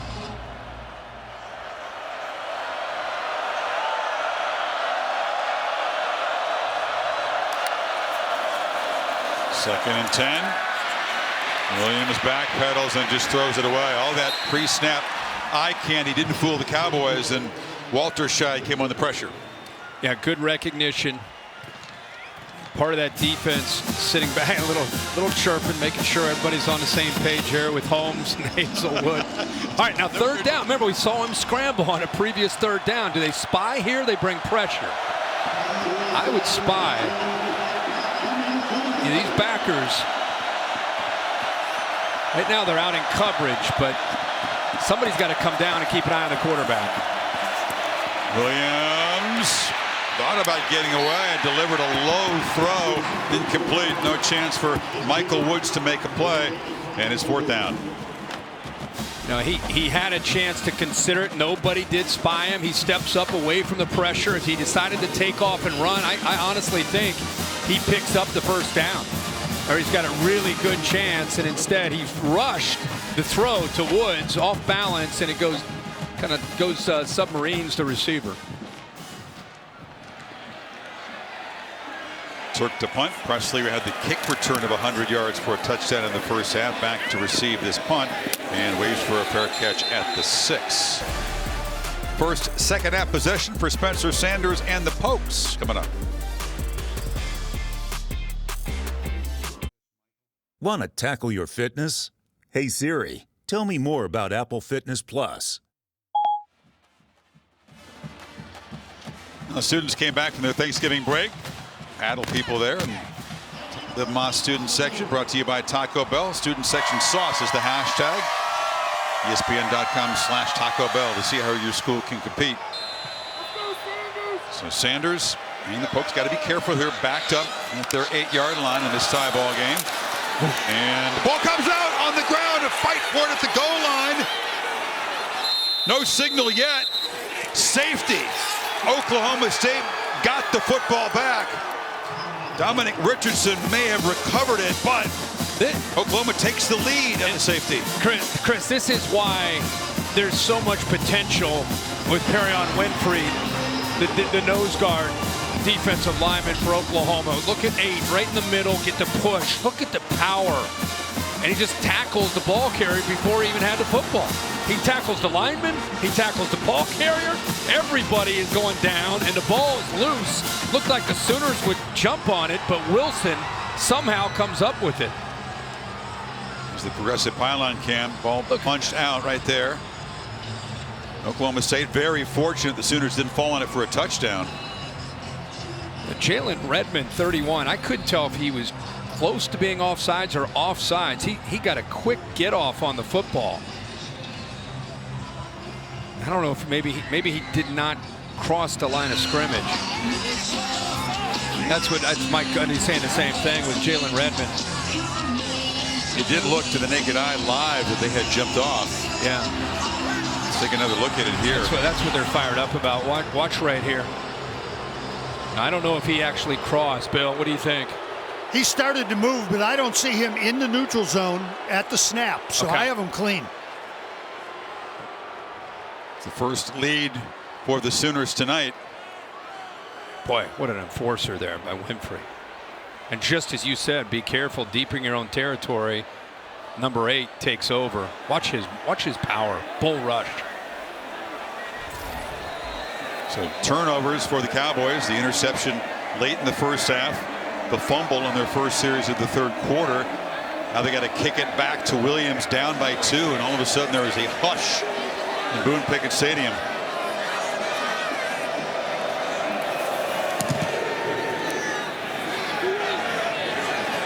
Gray from the 18, had a little crease and spins to the 40.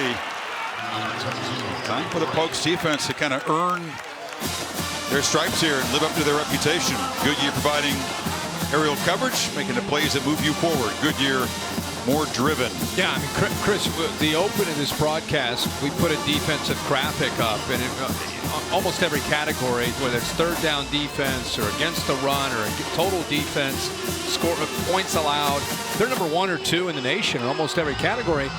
And tonight, it's not been the kind of defense we've seen all year. Now, the skill level and the competition has gone up, but this has been a very different vibe and feel from the Pokes defense. Brooks, yeah, they've been more vulnerable to the run tonight than they have all season long. Nobody's really been able to run the football on them. I mean, this defense is built to stop the run. They want to make you throw the ball. And then they want to get pressure. I mean, they lead the nation in sacks. They're just an aggressive attacking defense, and it's been Caleb Williams making the big plays through the air. Imagine there was a conversation in that defensive room about how to cope with the H-backs that you talked about.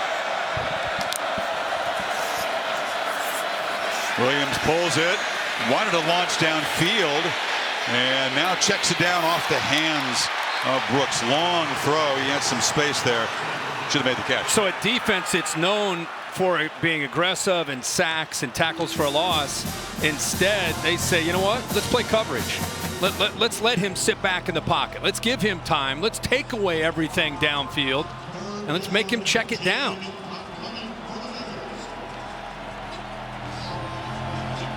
Sooners pretty respectable considering the Cowboys' defensive success on third down to 4 for 10, but they need 10 here. But Marvin Mims had a quiet night. 1 reception for 4 yards. He's the big play receiver for the Sooner offense. You're right. And Williams looking to run for it on 3rd and 10, and flying in from the edge was Devin Harper to knock him down. It's 4th down. Now there's eyes on a quarterback. You're thinking about him on 3rd long, not necessarily running the football. You're thinking about him maybe taking off and scrambling, but instead he starts to run. Great recognition from one of the leaders and playmakers on this defense, Devin Harper. So now we called him out. They step up, get the ball back, get a 3 and out. That was an important stand because OU had the momentum. All of a sudden, the Cowboy offense is sputtering a little bit. Turk, high, good boot. And it's muffed. Ball rolling around in the end zone. Touchdown, Oklahoma. Boyles scooped it up. A special teams disaster for the Cowboys. And the man who was the hero in the first half with a 100-yard kickoff return, Brennan Presley, makes a crucial mistake there. And watch him start to fall back on the football. He's got a defender coming down to hit him, the gunner, and instead of sitting underneath the ball, you watch him go back. Now he's inside the 10-yard line. At that point, it's always safer to just let that ball go, but tremendous hang time to allow the gunner to get down there, and a critical mistake there by Presley and the Oklahoma State special teams. At that point, if you're drifting back in that position of the field, better off just let it bounce and go in the end zone. What a turnaround. Safety, mistake, miscue on those special teams, and all of a sudden, 9-point Oklahoma lead.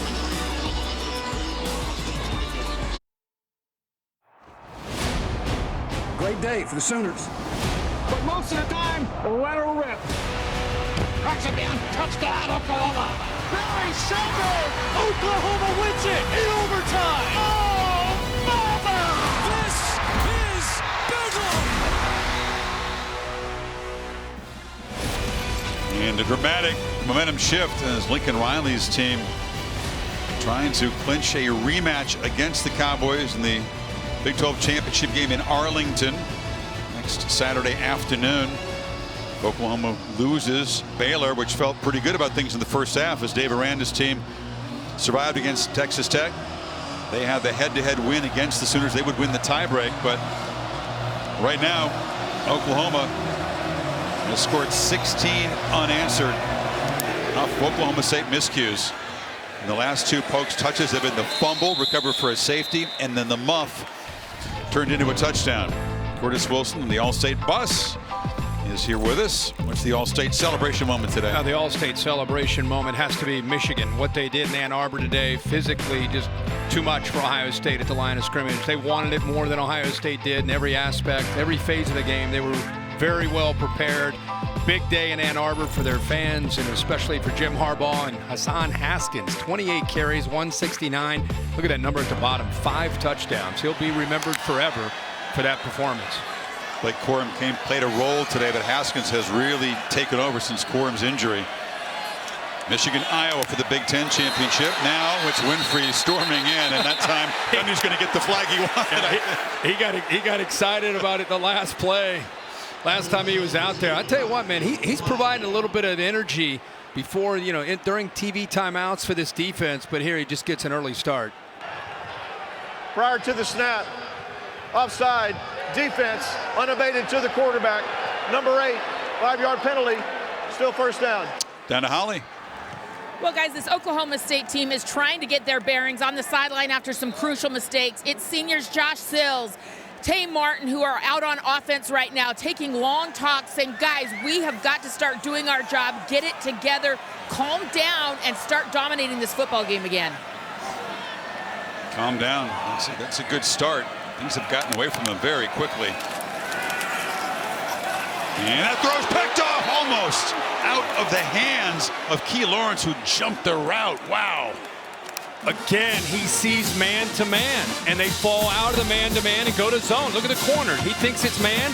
He doesn't go downfield. He comes off with a receiver that's going downfield, and he baits Spencer Sanders again into throwing it into zone coverage right into the arms. Key Lawrence unable to hold on to it. It's a critical series.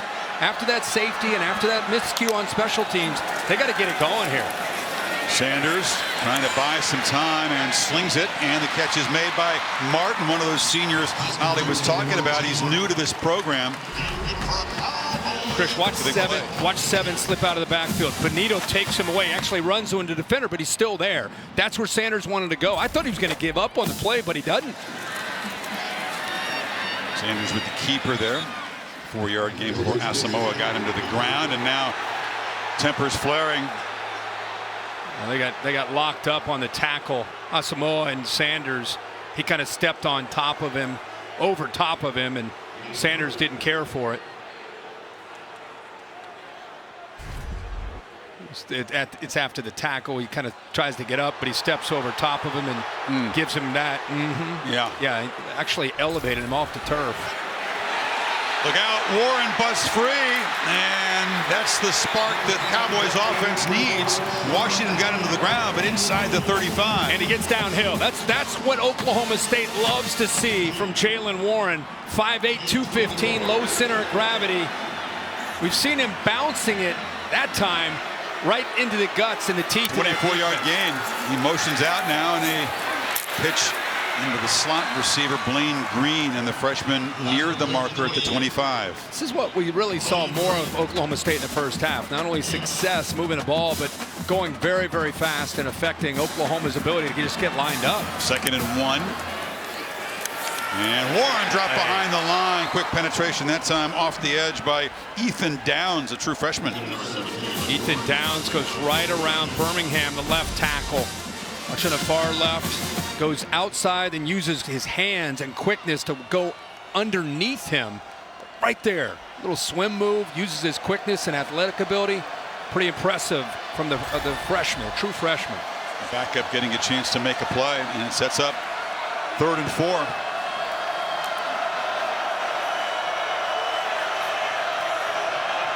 You're in field goal range, but you think Gundy is taking 2 plays here to get to 4 yards. And it's Warren inside. He will not get there. Tackled at the 27. They'll need about 3 on 4th down. Coe and Downs again combining. They're rotating a lot of different bodies up there. You're going to send out the field goal team, Kirk. I think if he'd gotten positive yardage, if it was 4th and shorter, just a field goal here to try to get back within 6. Stop the bleeding and get some points on the board. Brown, the UNLV transfer, took over early October field goal kicking duties after Alex Hale struggled a bit. This from 44. And it's drifting, and he missed it. Wide right, just kind of fading away. And the Cowboys miss an opportunity to stop the Oklahoma run. The lead is still 9. Midway in Stillwater. Concern in the faces of the fans of the favorite here tonight.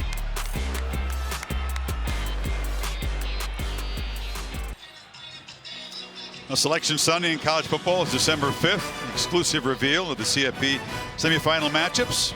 He played in Arlington and down in Miami, plus all the New Year's 6 matchups and the final top 25 rankings. 12 noon on ESPN and on the ESPN app, presented by AT&T 5G. Look at this race. Did you see that? They've given the trophy to the young lady in the orange truck. Clearly she's off for really a false start. 2 trophies, and her dad, you see I gave you the cone there, the vision. Her dad or somebody told her go before the other 2 even took off. Miscarriage of justice here.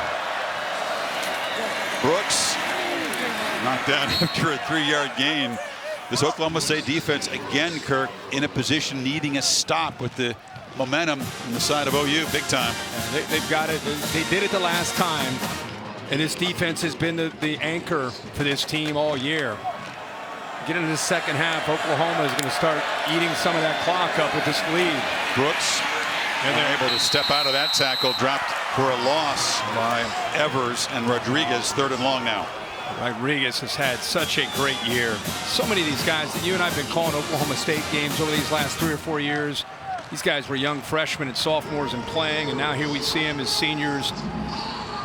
And you play together for 3 years and you stay in the same system with Jim Knowles. That's where you develop that continuity.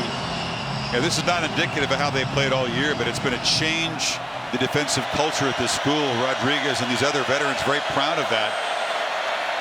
Can he get off the field here? Play clock at 4.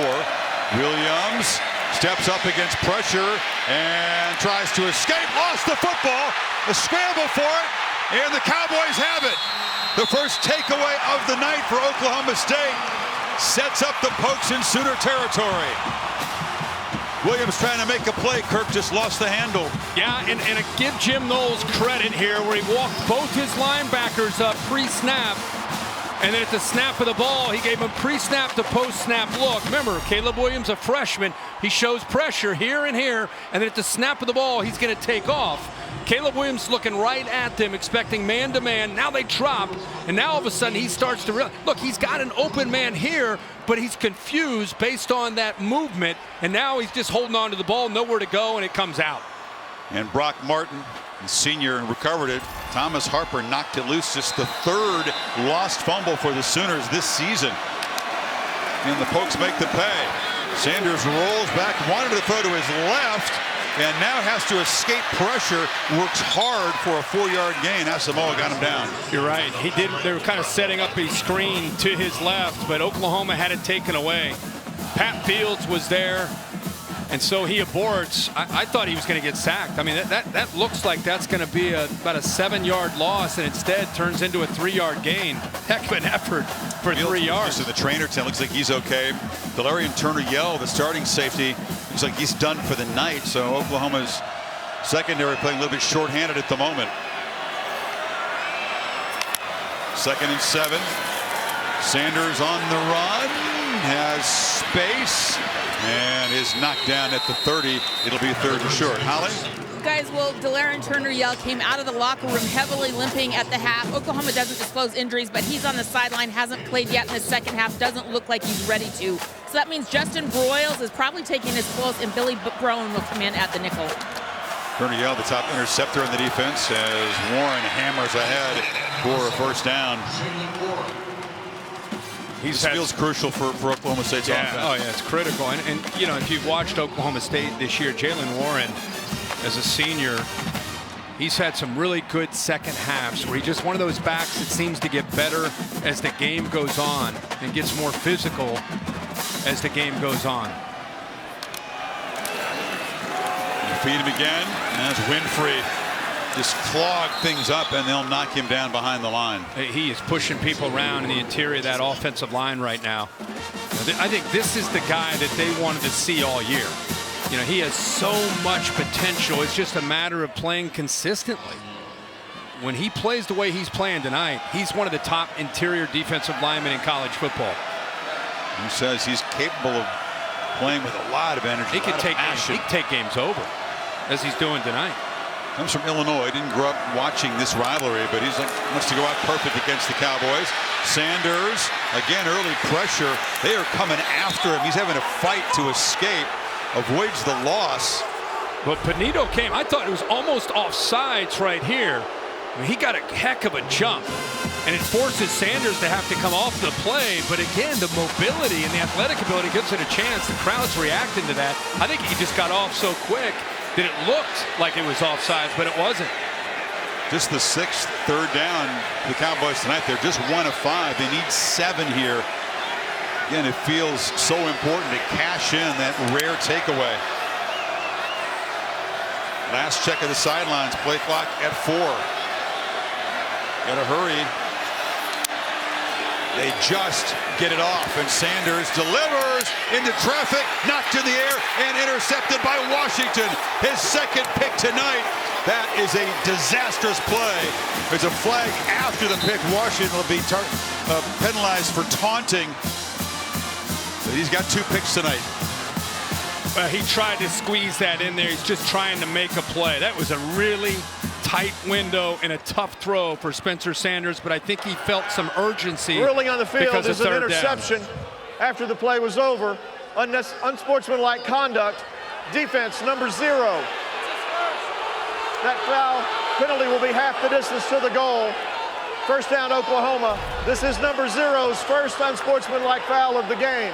Looks like Billy Bowman was in there, Kirk, defending the pass. Look how tight this throw is. I mean, he's got a throwing window right here, but it's going to be tight. I mean, that's a really tight throw. You can see Bowman gets his hand on it. That's what knocks it up in the air. And I think he felt like he needed to make a play there on 3rd and 7.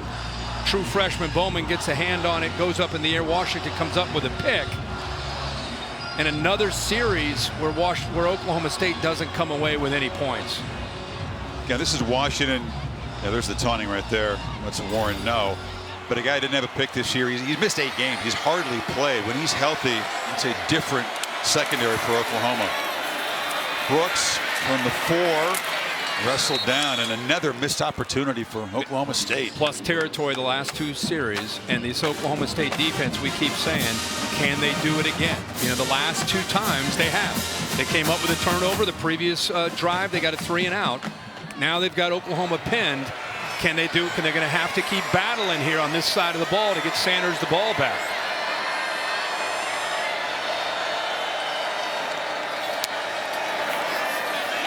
Williams in his end zone, delivers into a tight window, and big Jeremiah Hall makes another play. H-backs still the main weapons tonight. Yeah, and it's just a certain comfort level, it feels like, with Caleb Williams throwing to Hall. You know, again, he's very, very comfortable on the move. Had to get that ball in tight because the corner was coming over to try to dislodge that football from Jeremiah Hall. 4th catch tonight for Hall. Just a sure-handed H-back that gets out there and finds those openings. Low snap. Williams getting some pressure and makes the late decision to throw, but it's low and behind the receiver. They brought the corner blitz. Nobody picked up the wheel route down that sideline where Eric Gray was going, but because of the pressure, Caleb Williams just could not set his feet and get that ball out to number 0 at Gray down that sideline. Andrew Rame, their starting center, just can't go. He's been battling injuries. Congle, a senior, he's played a lot of football. Low snap that time. And now a misfire on the left side of that offensive line like Harrison. Yeah. False start. Offense, number 71. 5-yard penalty. Still second down. Think about Oklahoma State, and I appreciate what Mike Gundy has done coming into this game with the aggressive mindset of trying to say, hey, we can attack this OU defense, but 3 turnovers now, and the miscue, you know, where they've had opportunities inside the red or the plus territory and unable to come away with any points. But really, the turnovers are what you wish you could have back. Williams pressured, escapes somehow. A flag comes out very late. He dumps it down to Brooks, who makes a cut and has a first down out near the 40, but we'll check the penalty marker in the backfield. Yeah, I think it'll be a hold. What an effort by Williams to keep that play alive. I think he was going to go down in the backfield. Colin Oliver, we talked about this true freshman pass rusher from Oklahoma City, made another impact play. Terrific balance to stay up for the quarterback. During the play, holding, offense, number 54. The foul is half the distance to the goal. Replay, second down. 21-yard gain negated. Keith Hayes, the guard, guilty. Yeah, left guard, 54. Look at the effort there on the far left with Oliver. Caleb Williams gets that left hand down to keep the play alive, but 54 right in the middle of your screen. You know, Kirk Williams has really cooled off in the third quarter. 1 for 6, 15 yards, but they've got those 9 points off the safety and the muffed punt for a touchdown. And now Brooks with a stiff arm gets the corner. Another flag as he's run out. Again, it's first down yardage, and again, probably going to come back.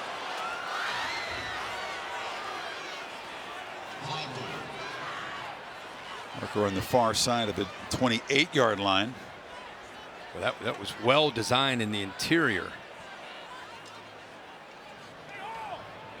Mario Williams, the receiver, was blocking on the edge.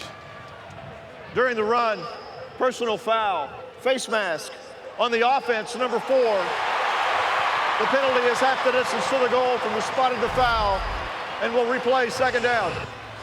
Watch the block here by the left tackle Harrison. Watch the guards get up to the second level. I mean, that's perfect execution. And then there's 4 right there. Just grabs on with his right hand onto the face mask and pulls down on Corey Black. But penalties just killing Oklahoma. But boy, that's Oklahoma running the football right there. Hat on a hat, giving Brooks enough room, but then it's negated with the penalty there by the receiver. Yeah, 2 major penalties in this series. Now it's 2nd and 18, back inside the 15-yard line. They bring pressure again. Williams is sacked back at the 4. Malcolm Rodriguez, like a missile, get after the quarterback. Nobody came down to take him away. The right guard, Murray, stays out wide. Watch the right side of the offensive line. Nobody collapses down. It's an easy shot. You can see the speed of Rodriguez. But you would have thought the guard would have stepped down to protect the inside for the quarterback. But now they're back where they started. Back on the inside, they're about right around the 5-yard line in 3rd and forever. Already broken the school record for sacks in a season. Brooks kind of picks his way, and he is slammed down hard by Harvell Peel, and the penalties killed the Sooners, and the Pokes make another defensive stand. Yeah, 3rd straight time. They've done their job getting off the field, kept Oklahoma, more importantly, deep in their territory with the assist to some of those penalties, so they should get really good field position here to get the ball again back to Sanders. Michael Turk punting from his end zone. It was the really excellent hang time that created that high punt. It's a swirling wind, and Presley, who has a great play and a poor play tonight, That time makes a uneventful fair catch at the 41-yard line. Oh, we had a tight game at half, and then the second half got started, and things started to go wrong for the Cowboys. They're just making mistakes. They had a safety. They dropped a punt inside their own 10-yard lines, picked up for a touchdown. They had a chance to get on the board and get a field goal and pushed right. And then Sanders, trying to make a play on a 3rd and 7, forces the ball into a tight window. Billy Bowman gets his hand on it, puts up in the air, and Washington intercepts it. So that's been pretty much the second half for Oklahoma State. Sanders slings it, and it's Martin. Tight window there. Yeah, the Oklahoma offense didn't do much in the 3rd quarter. And after a first half excellent special teams play by the Cowboys, it was a pretty disastrous 3rd quarter. Except they got the play off before 000s, and the long throw is dropped on the far side by Dominic Richardson. 9-zip edge for the Sooners in the 3rd quarter. They'll lead by 9. Final quarter coming up after this message and a word from your local ABC station. Sure didn't look like the Cowboys got this playoff before the clock expired. Boom, right there's 000. They didn't catch it, but it is reviewable, Bill, and they've changed the verdict there, so that incompletion never happened. It's 2nd and 6 now. Yeah, it'd be the same thing. If they would have thrown a touchdown pass on that, they'd have been taking the points off the board and doing the play over. So that's a correct adjustment by replay there. Let's go back to 2nd down. Lincoln Riley didn't love that verdict. That was pretty clear. Surprised they let him get the playoff in the first place. About 2 seconds late. Here we go, final quarter. And Oklahoma State's got some work to do. They're going to try to end this head-to-head misery against the Sooners. It's what you want. Bedlam, plan for a right to get to a Big 12 championship, maybe try to get to a playoff.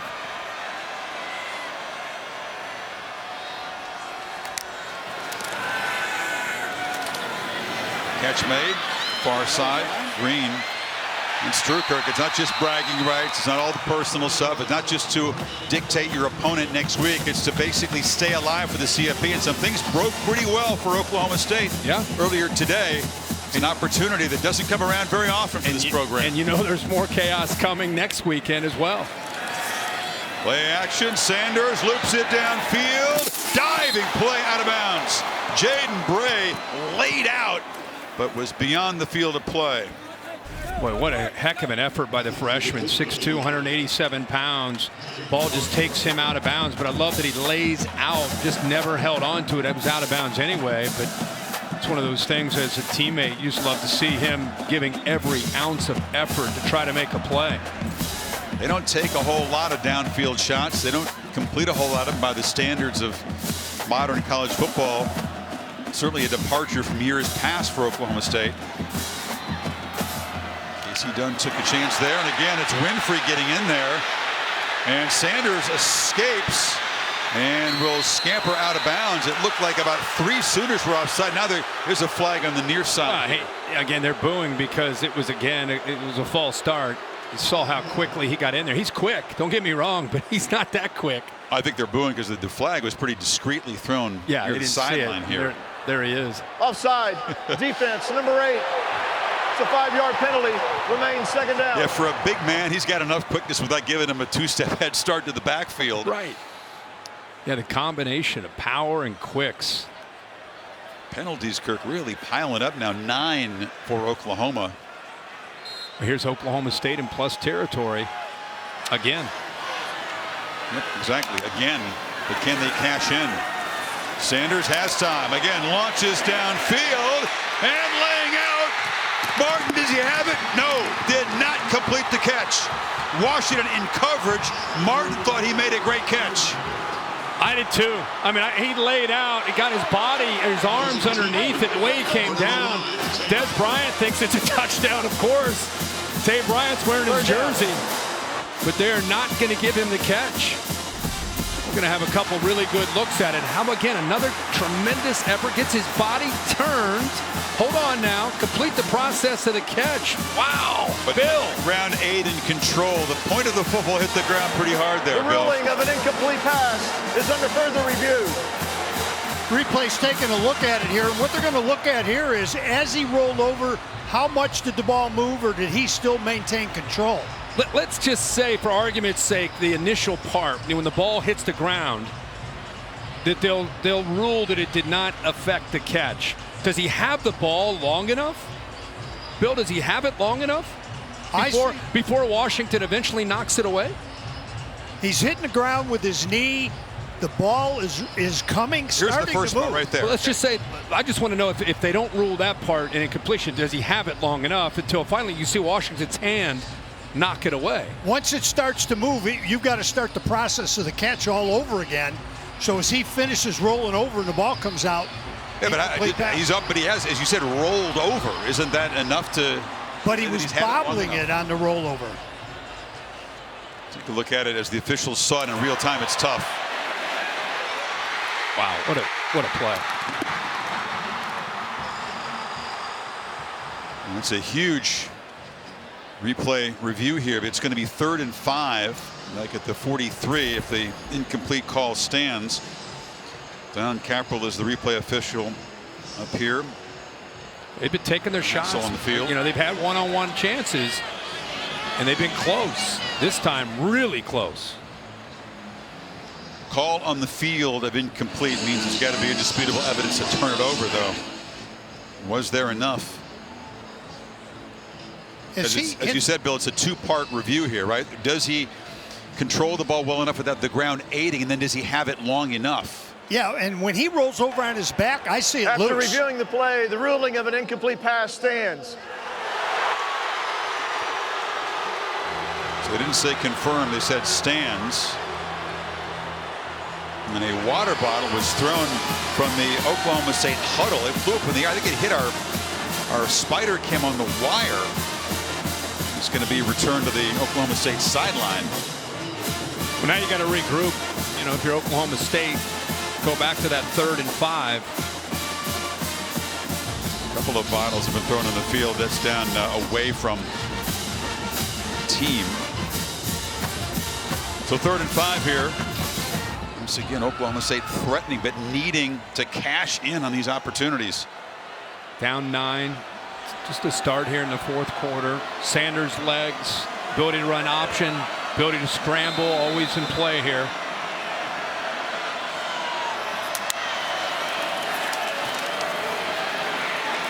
Delivers underneath. Martin makes the catch and makes the first down. Nice job after the catch. Key Lawrence was in position to keep him well short of that first down, but Martin frustrated maybe after that last drop where he didn't get the touchdown. He caught that football. He knew exactly where he needed to go for the first. And they try to get it to him again. You know, Martin's an interesting story. He's a guy that's been through a lot in his life. Lost his mom in high school. She died of a heart attack. Went up to play for Mike Leach at Washington State.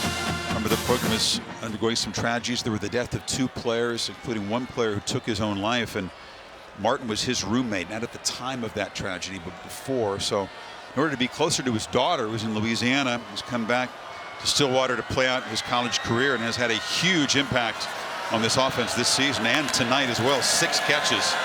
Option look. Sanders keeps it, makes a cut. First down, still running. Spencer Sanders all the way to the house. A crucial touchdown for Oklahoma State to fight back. 37 yards.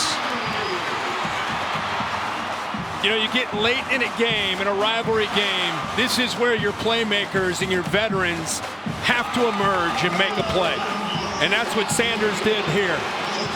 Nice job of stretching the option and then using those blocks and finding the crease. And then how about how he got off of the would-be tackler and then accelerated those last 15 yards to the end zone. Very gifted. And the lead is now sliced to 2. Look at the energy there from Sanders. They're right back in this game. Watch this play stretch. It's almost like an outside zone. Watch him use those linemen. Let them push those defenders to the sideline. And that's what I love. Comes off the tackle and accelerates to the end zone. That's vintage Oklahoma style, right? Quarterback keeper option. Touchdown. 2-point game.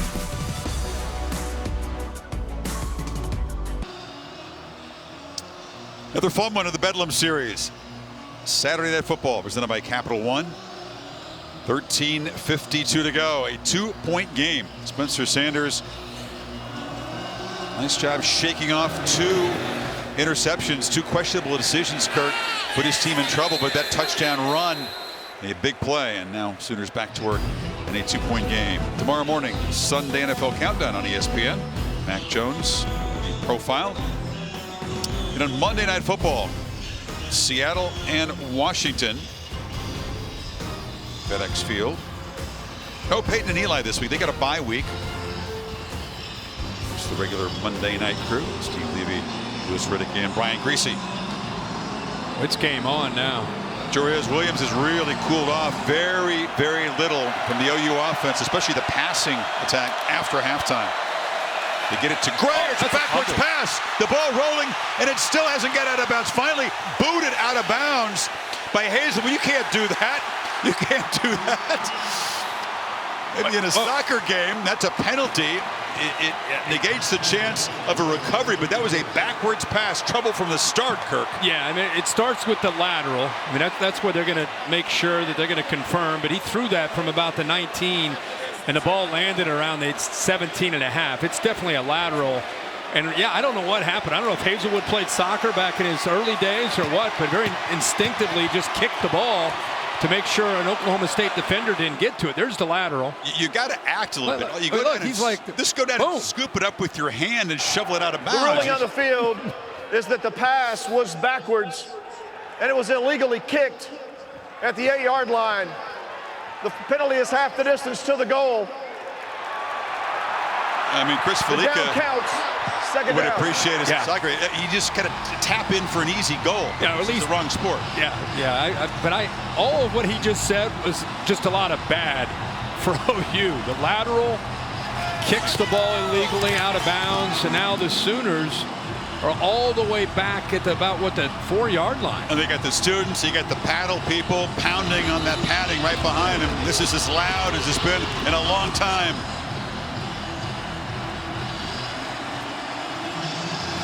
Second and 31. Yeah, lost it down.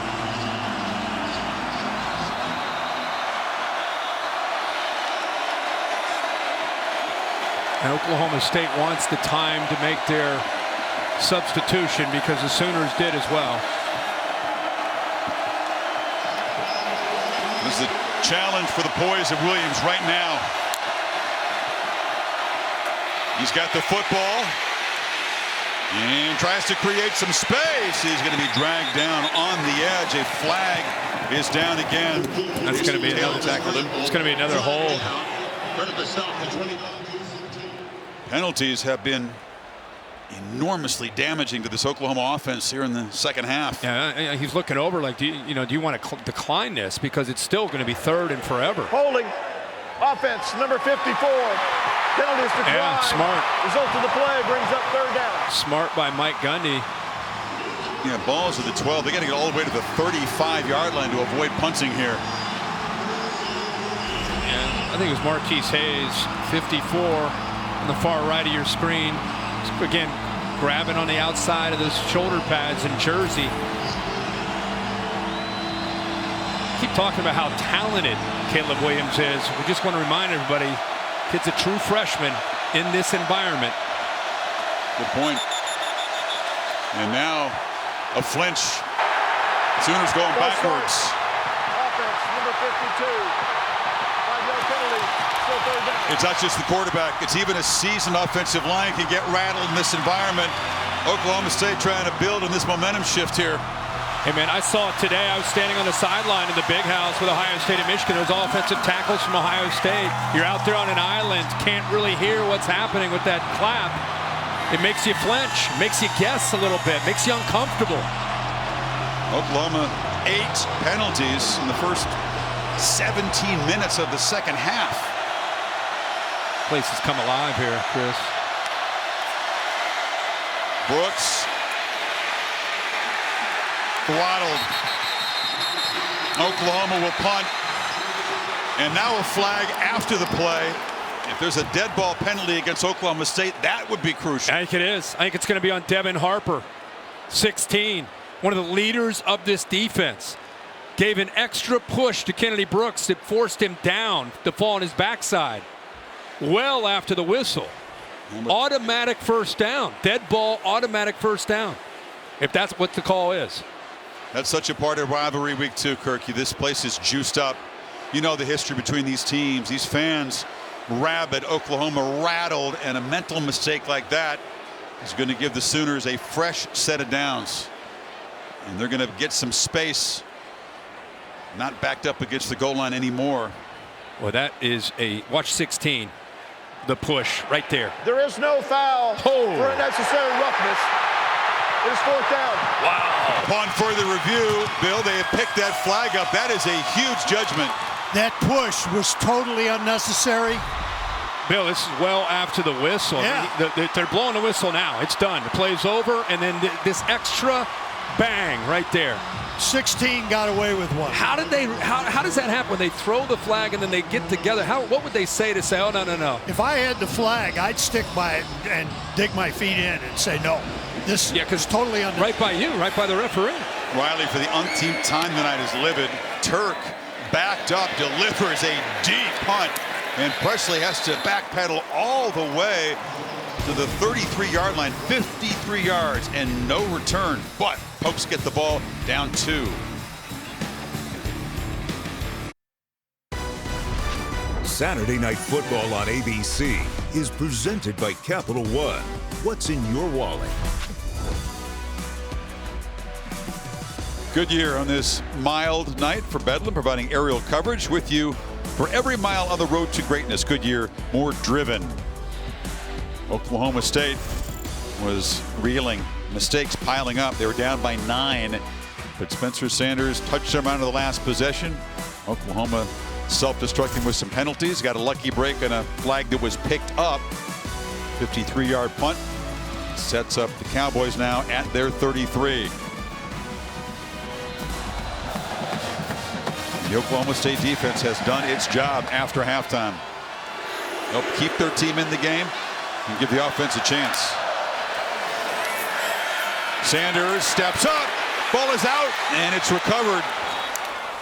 But turnover avoided there. But Nick Bonito using his speed to get around the corner and get to Sanders to knock that ball loose. This is what you're seeing now from elite pass rushers. They don't go for the body, they go for the football.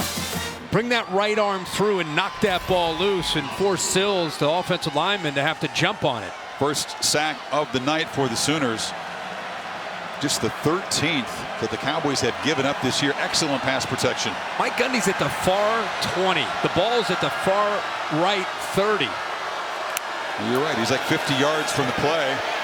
Sanders checks it down. Warren cuts back. Another move and fights out for a first down across the 43. Nice job of just slipping him out, giving him room to work. None of the linebackers recognized that he was in protection. And then why is he so far away, by the way? He just slipped out. I don't know. He's just like, you know what? You know what? You guys do your thing. I'm just going to go over here and breathe. I'm just going to just. Is it to get like a perspective from way down there? I'm sure it does. The headphones still work, no matter how far it is. It's just, he's way outside the team area. And first down, Sanders. A screen, but the throw was low. Pressure from Benito again, and Warren couldn't come up with it. Holly? Well, guys, you're talking about how far away Mike Gundy is. He actually just came down to me on the 10-yard line and said, how about Des Bryant? He's just like a kid out here. Isn't he having fun? Like, Gundy's just down here chatting with us right now. It's very fun to watch. Think about it, Holly, how many times he's been around this game, right? You talked about it earlier as a player, as an assistant, as a head coach. 31st time. He would love to have won more. He's 2-14 as a head coach against the Sooners. 2nd and 10. Sanders pressured again and delivers in and out of the hands of Blaine Green. There's a flag down again. Right at the quarterback. Another hold. Seen a whole bunch of holds. A left tackle, Cole Birmingham. Nick Bonito's been a handful lately. Yeah. He may have forced the hold. Yeah, he was going to get around again, and Birmingham, instead of letting him get there, Holding, he just brought him down. Number 67. 10-yard penalty. Still 2nd down. Bonito credited with 47 quarterback pressures. That's the tops on the team by far coming in tonight, and he's made an impact again. Well, he has elite get-off. I mean, he has a step where he's able to anticipate the snap count, and it puts a lot of heat on those offensive tackles. Teams try to run at him to negate that. It's not always successful. The time they double team him, Sanders has lots of time, and the sideline catch made well short of the first down by Tay Martin. They get a good chunk of the yardage back, but it'll still going to be 3rd and about 8. I feel like when this offense has their foot on the accelerator, they've been their most dangerous. When they've been able to pick up a first down, get their tempo going, get Sanders with the ability to run and throw. He's scrambling, he's running, he's doing different things. That's where they've had so much success. They need to pick up a first down to get that momentum going.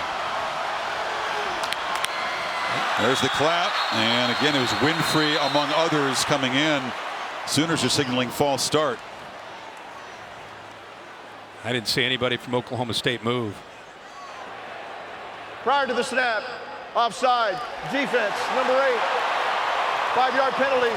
It's still 3rd down. He's done that really loud clap a couple times. At one time, it did produce a false start for his offense. But it works again.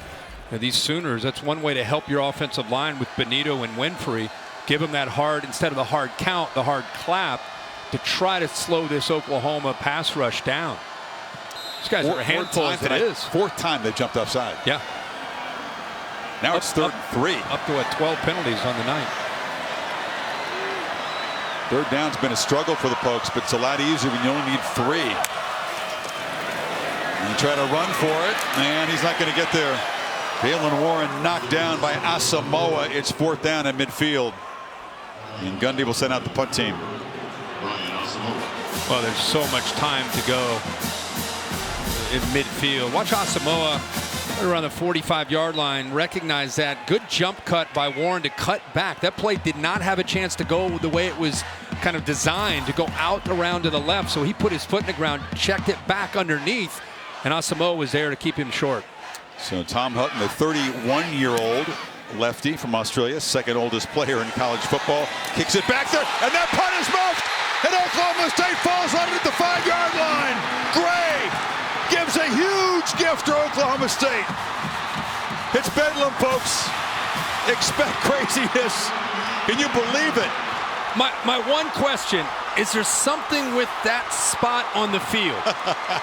Because that's exactly where Presley made the poor decision to try to adjust late to his punt return, drops it, Oklahoma gets a touchdown, and now Gray, same deal, same spot. He misjudges the ball. This one he's actually underneath. It just goes through his hands. DeMarco Jones Jr. was right in his face, but it was legal, and says thank you very much. A gift-wrapped possession for the Pokes at the 5-yard line. Now you're right, it's gusty wind. Why try to field that punt at the 5?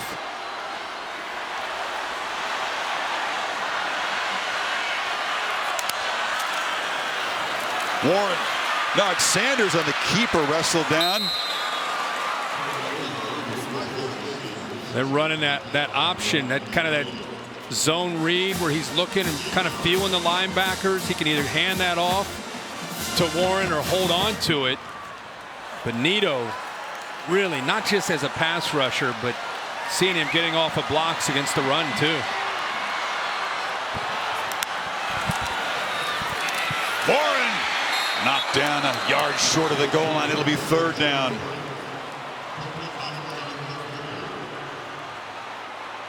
Cowboys running with tempo here at the goal line. Trying to catch the Sooner defense flat-footed. And pushing the pile, in for a touchdown. Warren gives Oklahoma State the lead back. A 5-yard drive after Gray's muff.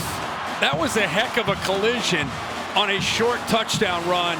Oklahoma defended it pretty well. Deshaun White, the linebacker, 23, was there at the point of attack.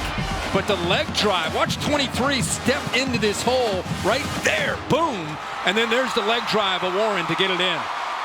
4-point lead, you got to go for 2. So the Cowboys trying to stretch this to a 6-point game inside of 9 minutes to play. Gundy making the run down Sanders rolling and will keep it, and the try is no good. Took a look at the end zone like he was going to throw, then tucked the ball. So the lead is still 4. But the disastrous special teams play for Gray in Oklahoma just gives the Pokes a gift. And they have a 4-point lead. The Sooners teetering on the brink of conference elimination right now. Pokes have reclaimed the lead here in Bedlam. All the craziness of rivalry Saturday, then after championship Saturday, the selection show on Sunday, the exclusive reveal of the final CFP 4-team bracket and all the New Year's 6 bowl games presented by AT&T 5G, noon Eastern on ESPN, noon until what, 5 or 6? How many hours you guys going? I think you have a hit, right? I have Miami. a cameo. You have a hit, and then you're out. Back to the sun for you. The CFP rankings brought to you by PlayStation. We talked about a lot of the marquee games today. Michigan figures to jump into that top 4. Notre Dame clobbering Stanford. And remember down here, see Baylor? Baylor looked to be in trouble, but Baylor now is in position to go to that Big 12 championship game if the Pokes can hold the lead. Capital One presenting the rankings to you. My thought is Michigan leapfrogs Cincinnati and Alabama after their dominance today in Ann Arbor against Ohio State. They could very easily move up to 2.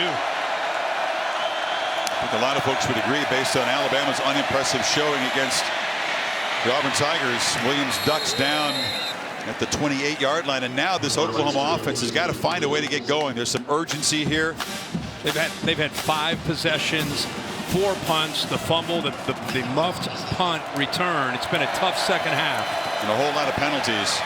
Long throw, and that is. He hold on to that. Mario Williams. Did he go behind the back and hold on to it? It looked like off his hip. Yeah, it sure looked like it. I think it did. Unintentionally fancy. Went into the hand warmer, I think. There you go. Hold on to that, baby. Good shoulder mobility there. So that's a catch, Bill. First down at the 35. And Williams get hot again. It's been a while since he's been in rhythm. They've been pressuring him, trying to get the ball out quickly. Another catch by Williams. Hasn't really been involved much tonight yet. Keep in mind that you got a freshman who's got an incredible future, very talented quarterback, going up against one of the top defenses in the country as far as statistically one of the tops. Very aggressive, very multiple, like to disguise, like to confuse. So it's not just, hey, let's crank up Lincoln Riley's offense, no problem. He's going up against a very talented group, very experienced veteran defense here.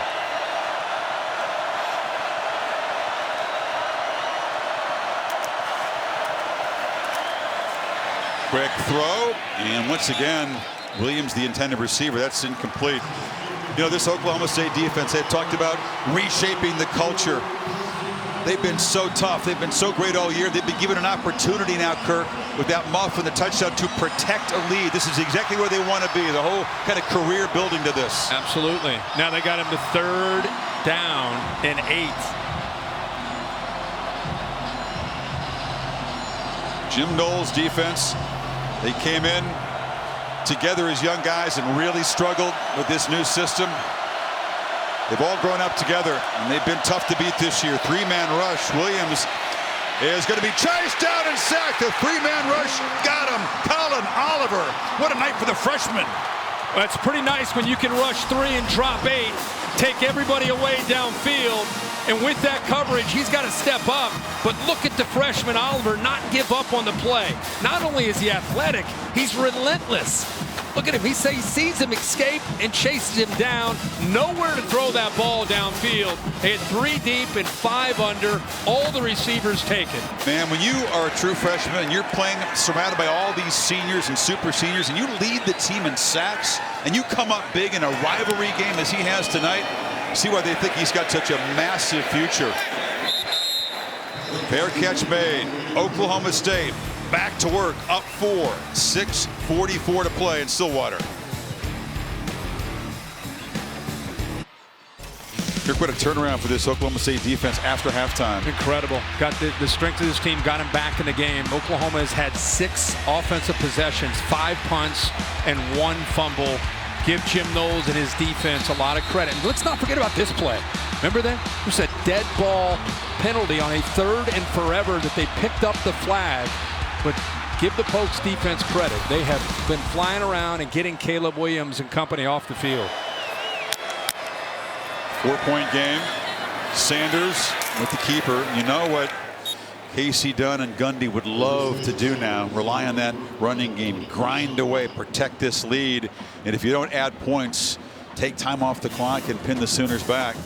Well, they have been in so much of a tempo mode tonight, and now you go into this kind of 4-minute offense mode, and now Mike Gundy's asking his guys to slow the throttle down and work that game clock. Is that a mistake? Should they keep the tempo going? Well, it's worked for them, but I think you might see it if they pick up a first down. Right now, it makes sense to try to work some clock, but you want to still be aggressive. Once again, that hard clap. It's a false start. This time it's going to be on the Cowboys, not a 5th offside penalty on Oklahoma. False start. Offense, number 85. 5-yard penalty. It's still 2nd down. It's Jaden Bray, the freshman receiver. Sometimes you can outsmart yourself. A couple times tonight. Seen that, yeah. Yeah. Probably the calmest Mike Gundy's ever been for Bedlam on the sideline. Hands in his pockets. He's kind of taking it in. I think he's really that calm on the inside. He's hanging out down there with Dez, watching Dez Bryant, watching the game. 2-14 against the Sooners. He's churning inside. Favorite tonight. And Warren is going to be wrestled down very quickly there by Jalen Redmond. It's going to be 3rd down and long. There's the chilled Mike Gundy. And Bedlam as a player didn't beat him. Sooners are pretty darn good in the late 80s. And his assistant, 3-6-1, and then 17 year as a head coach. He's gotten the Sooners as big underdogs, as spoilers sometimes. This is a very different role. It's hard for all these fans to feel like Oklahoma State is the favorite in this game. It's been so one-sided.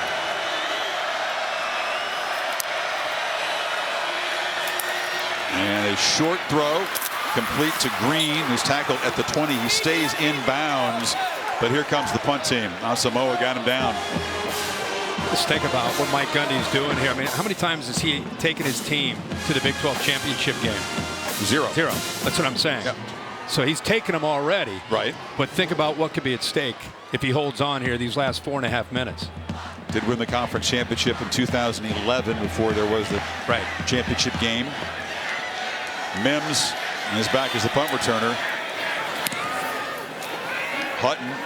It's a boot that drives him back to the 34, and he'll just scoot out of bounds. And no flag there. Tackle right along the paint. Holly? Well, guys, you're talking about Coach Gundy, and I remember a conversation I had with him this spring after spring football, and he said, we have had more energy, more juice, and more productivity in this spring than in the 17 years I've been head coach. He said we were running up to 100 plays per practice, getting reps, really coming off that COVID year, coming out with more intensity, more preparation, and he felt it way back in the spring that there could be something special here based on what he saw with his team in that intimate setting. He told his guys, get to the championship game. Just find a way to get to the championship game. I don't care how you do it. Yeah. They're already there. You know, rather than looking at that last possession as a wasted possession, that's a head coach that believes in his defense. They played well in the second half. Brooks picks his way and is tackled. Nice shoestring grab by Brock Martin there. I mean, think about it. Oklahoma's had the ball 6 times, and they punted 5 times in the second half and fumbled the other possession. So you work clock, you run 3 straight times, you work a little bit of clock, you punt it away, and you say, hey, defense, go do it again.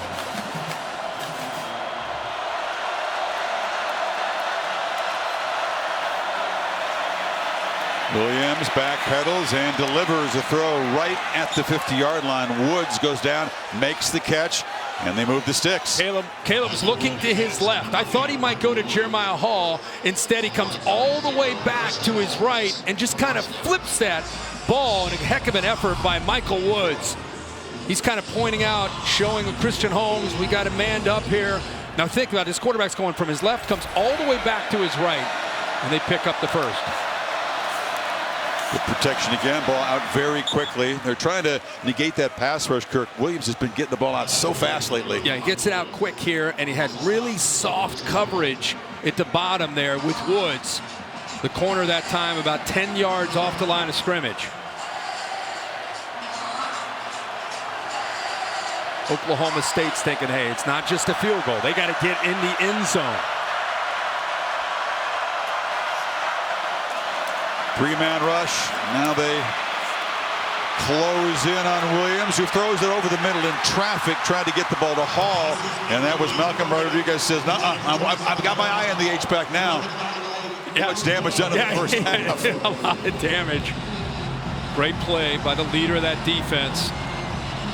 Look at the tension. I mean, these folks are so anxious. It's been so many years of misery. It's been so lopsided.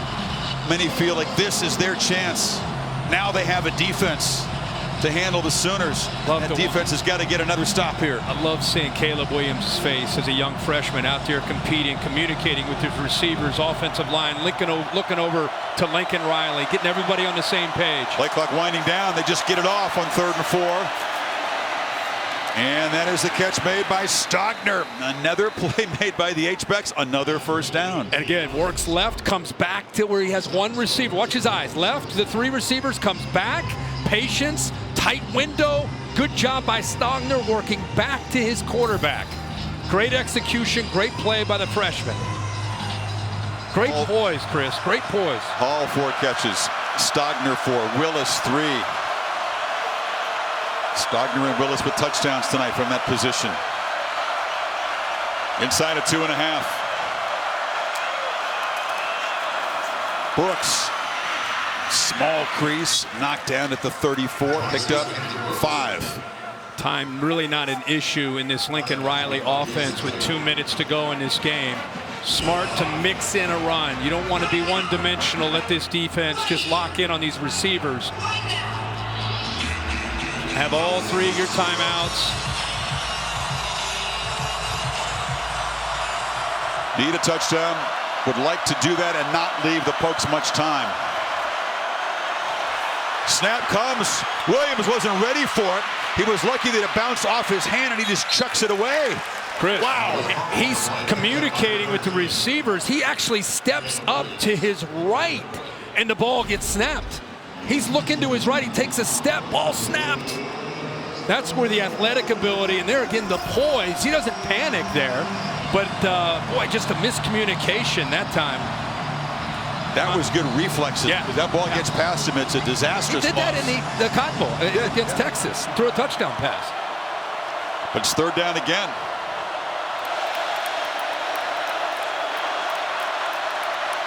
They come.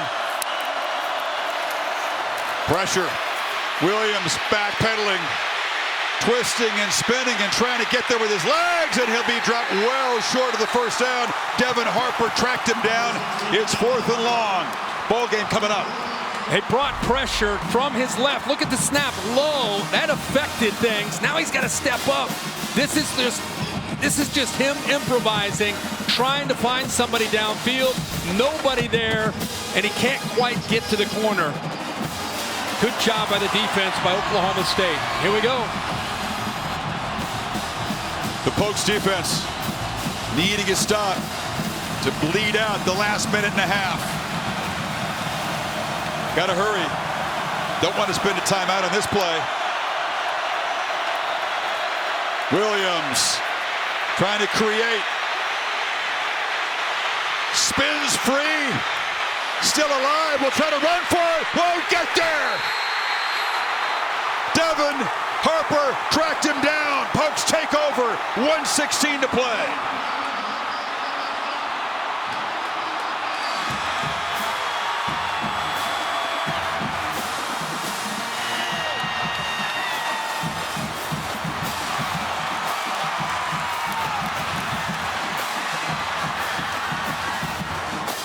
Wow, the kid left it out there, man. The freshman quarterback, who's again, he'll have more opportunities in Bedlam.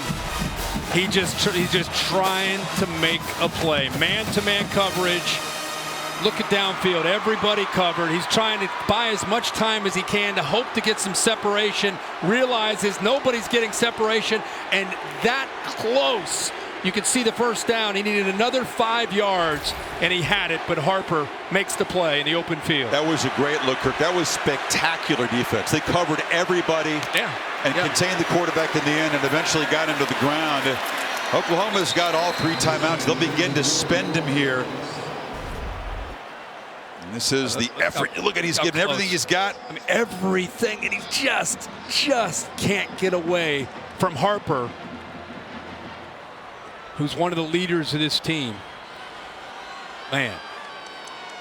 This has been a battle, and Oklahoma's offense has been shut out after halftime. Remember, they got the safety, recovered that fumble in the end zone, and then there was the muffed punt, which turned into a touchdown. That's been the only scoring for the Sooners after halftime. And this Oklahoma State defense, all these veterans, all these seniors, they played so well all year.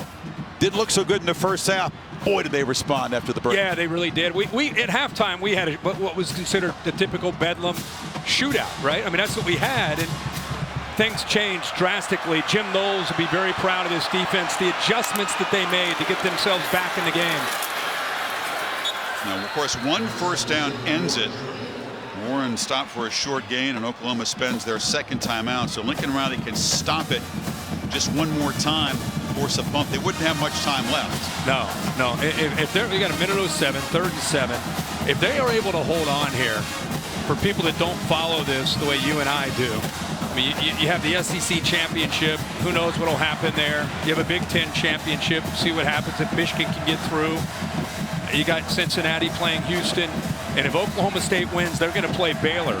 And a back-to-back weeks, you beat a top 10 team in Baylor, or Oklahoma, and then you get Baylor next week. I mean, that's a pretty strong statement in the last 2 weeks. He didn't look chilled now, does he? There's a little emotion in Gundy's eyes. Yeah, he knows they're close. You just got to finish the job here. After this 3rd and 7 play, if they don't make the first down, and they don't, Oklahoma will spend the last timeout here. That's why, going back to what you said, you don't want to waste that 1 timeout offensively when they were at that 4th down. By saving it, they were able to get the ball back now. Caleb Williams trying to find some energy. He'll have one more chance. They'll have to create a miracle. You have to go a long way without a timeout. Oh, yeah. They're capable. Absolutely. Absolutely. Gundy would have loved to be able to grind out 1 first down and end this thing with victory formation. Yep. Maybe it's fitting, though. This defense goes back on the field having to come up with 1 more stop. I think it's great to see that Caleb Williams get 1 more chance against that defense. Got to get the punt away first time. Tom Hutton, the 31-year-old, gets the snap, makes 1 step, and boots it high. Mims just says get away from it, and it will bounce sideways and out of bounds. 54 seconds to go, and the Sooners 80 yards away from a potential game-winning touchdown to keep hope alive for a Big 12 championship and a long-shot CFP bid. Let's look at the motion of Caleb Williams. Listening to Lincoln Riley. This kid was, when he was recruited, you talked earlier about how he didn't play high school football last year because of COVID, the restrictions in the area. The top dual threat quarterback in the nation. Could have gone anywhere. Came to Oklahoma to play for Lincoln Riley. Now here he is in Bedlam. 1 last chance to go 80 yards and get into the end zone to try to win this game. Cannot take a sack. Got to be careful about completed passes in the field to play short of a first down. That would chew up time as well. Fine time, delivers over the middle, almost intercepted. Wow, cutting in front was Bernard Converse. He undercut it, read the eyes of the quarterback, knew the ball was coming, got underneath the route from Hazelwood right there. Does a good job with his quickness and instincts. Bernard Converse has played a lot of football for Jim Knowles in this system, and he read the eyes perfectly and jumped the route, just unable to hold on to it. Marvin Mims is the big play receiver on this team. He averages 22 yards a catch. Hasn't made an impact tonight. Can they find him perhaps? Williams collects the snap, has to evade the rush, and has a lot of space. Still running. Look at him go. Caleb Williams to the 30, run out of the 25. He's got some magic to him. I mean, this is so special to watch this kid play. Watch how this thing opens up. They're in man-to-man. Nobody there to take him away. Everybody's still in man-to-man. Everybody's got their back to the football. Now he's going to make a guy miss. You have no chance to tackle Caleb Williams in space. They push him out of bounds. Almost came up with 15 more yards at the end of the play. A 56-yard run when things looked grim. Set up inside the 25. Has time. Long throw to the end zone. Incomplete. Trying to get it to Hazelwood. McAllister broke it up. Throws that one with a safety behind the corner, and they're just hoping there. That's a you know, Hazelwood is physical, he's big, but when you have a safety on the hash, really good chance McAllister's going to have a chance to come over and separate the receiver from the football, which is what he does. Caleb Williams trying to do something that would make him an even bigger legend as a true freshman. With Lincoln Riley aggressive up at the top of the screen. Pocket closing down, end zone throw, and a battle over there, and no flag. It was West covered by Corey Black. 22 seconds, it's third down. It's underthrown. The receiver's trying to come back to the ball, and that's where you usually see pass interference, with Black in the way of West, who's trying to come back for the football. I see him grabbing him across the chest, pulling him back well before the ball's in. Yeah, I thought that was surprised the no call. Those underthrow balls where the defender doesn't see it, it's going to be pass interference typically. Pressure. Williams escapes again and fires out of bounds. Incomplete. Trying to make a play was Mario Williams. Mims was over there as well. Fourth down, 14 seconds. Good job by the defense that time of forcing him. I thought he was going to take off and run again. And I'll tell you, the way Mario Williams reacted, I think he thought he caught the ball. He was out of bounds. Does Williams have one more piece of magic? Down to the last play. And the play clock is winding down. No timeouts. They get it off. Williams in traffic. Trapped! Sacked by Colin Oliver. And the Pokes are going to win Bedlam.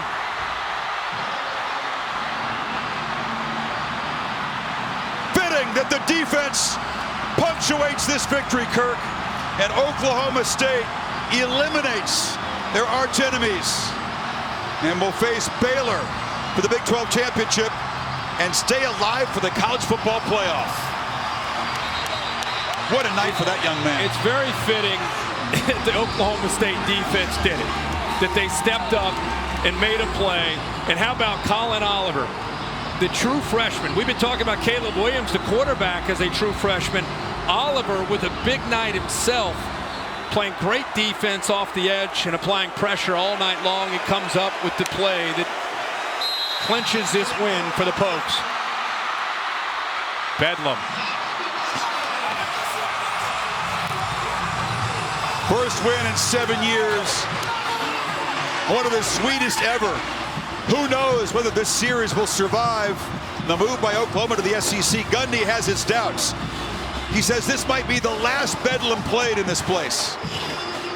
If it is, it's a sweet one for him. He shook hands with his hat on. Look at that. Man, he gave everything. That? A 56-yard run to put them in position to take shots at the end zone.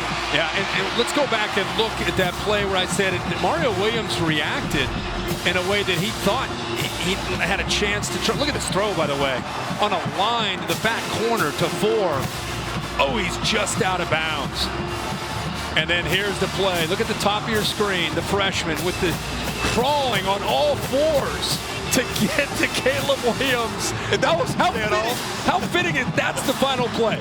Crawling on all fours, and he comes up with a sack. If that doesn't say everything about this defense and what this means, here's a guy who's brand new to this. He's in high school a year ago. He's out here with all these veterans, mentored by them, and Colin Oliver on his hands and knees crawls after the quarterback and makes the play to get him to the ground. Malcolm Rodriguez, the senior, the heartbeat of this defense, is with Holly. Malcolm, so many shots at the end zone right there for Oklahoma. How did this defense come up time and time again in that moment? Man, we knew they were going to take shots, and Coach Nolan said, just keep punching, man, keep punching. Got after the quarterback a little bit. He was scrambling. He's a good scrambler. So we just wanted to keep getting after him, making him move with his feet. There were a lot of mistakes in this game. How did the defense overcome those to really shut them down offensively in the second half? We knew we knew we're the best defense, so we just knew that we just got to go out there and punch and just keep fighting, man. Just do our thing, relax, and just be us. You're from a tiny town in Oklahoma, Wagner. Not a lot of schools wanted you, Malcolm. How have you come in here and become the heart and soul of this defense that is on their way to a Big 12 championship game? It's just that hard work paying off, man. Just, believing in myself, coaches believe in me, teammates believe in me. I mean, we're just a close group, this team is. So, I mean, just all the hard work we put in. Thank you so much. So, thank you. Absolutely. And Sanders shook off a couple of mistakes, had that big touchdown run, which was enormous. There were a lot of mistakes in this game. There's been plenty of controversy. Fans on both sides, especially on the losing side, would complain about the officiating. It looks on paper, Kirk, when you look at the score, like another shootout. It wasn't. Pokes had a kickoff return for a touchdown. Oklahoma didn't have any offensive points after halftime. No, it turned out to be the second half. I thought we were going to get 4 quarters of what we saw in that second half, but it was a great effort. Really, both teams had some momentum, like great rivalry games typically do. Kind of goes back and forth, but man, at the end, Oklahoma State standing tall and headed to the Big 12 championship. Williams gave everything he had, and as you said, Oliver crawling on his hands and knees to make the play that ended it. So it's going to be a rematch. Oklahoma State beat Baylor here by 10 in October. A tremendous defensive performance. The Bears were held under 300 yards. Sanders had 3 picks in the game. They survived that, and they'll play for the conference championship. And Oklahoma State, with an impressive performance, very much in that conversation with the playoff. Yeah, absolutely. And I want to just go back to what Malcolm Rodriguez said. For any coaches that are out there, this team doesn't have a whole lot of draft picks. In fact, I don't know if they have any first-round draft picks. What they have is just a bunch of blue-collar guys, kind of like a Bud Foster defense. They played together for 3 years. They buy into the system. They like working. They like to compete. And they love each other. They have each other's back. So you don't have to go out there and hit every 5-star to have a great defense. Jim Knowles is an example of getting guys that are kind of just tough-minded kids that love to play football, and that's why they have a great defense. Boy, it's been a monumental day and a weekend. If you look at the dominant teams in 3 conferences, Clemson was officially eliminated on Friday night. Ohio State, which had won 4 consecutive Big Ten titles, will not play for the championship. Oklahoma had won 6 consecutive Big 12 championships. They will not be in the championship game. So a day of really big shifts. And if you love the sport like we do, how can you not appreciate what Michigan did? Yeah. The Auburn-Alabama quadruple overtime game, and then this one to punctuate it tonight. Yeah, I mean, this is what people have been clamoring for. We need some new faces. We need a change. We don't want to see the same 3 or 4 teams every year. Well, if you're in that camp, you got what you wanted. I mean, we'll see what happens in Atlanta next weekend with Alabama and Georgia, but it's fun to have some new faces, new players, new coaches, new fan bases to show that, hey, there's opportunities. And we'll see. Cincinnati, I still feel, if they beat Houston, I think Cincinnati's going to be in the playoff as a group of 5. We've never had that. So, yeah, there's a lot of excitement, I think, that's still brewing here over the next few weeks. But told you in September, before championship Saturday, Clemson, Ohio State, be out of the playoff mix. Oklahoma out of the playoff mix. Before championship Saturday, would not have believed me. By the way, how about that? There's going to be a big party in Stillwater. There's a party in Waco because this comeback by the Cowboys put the Bears in Arlington. So a festive end to what's been a tremendous, tremendous rivalry Saturday of college football. A sea of black and orange in Stillwater. They'll be singing all night here. 37-33 Cowboys over the Sooners. Game produced by Bill Bonnell, directed by Derek Mobley. Great job by our Great crew all season long. Bill Lamagna, Chris Felica in the booth here, Mark Amento, Mike Black, Darren Brown, of course. That's it. Except on the West Coast, stay tuned for your local news. BYU USC, by the way, going on over on ESPN. So long from Stillwater.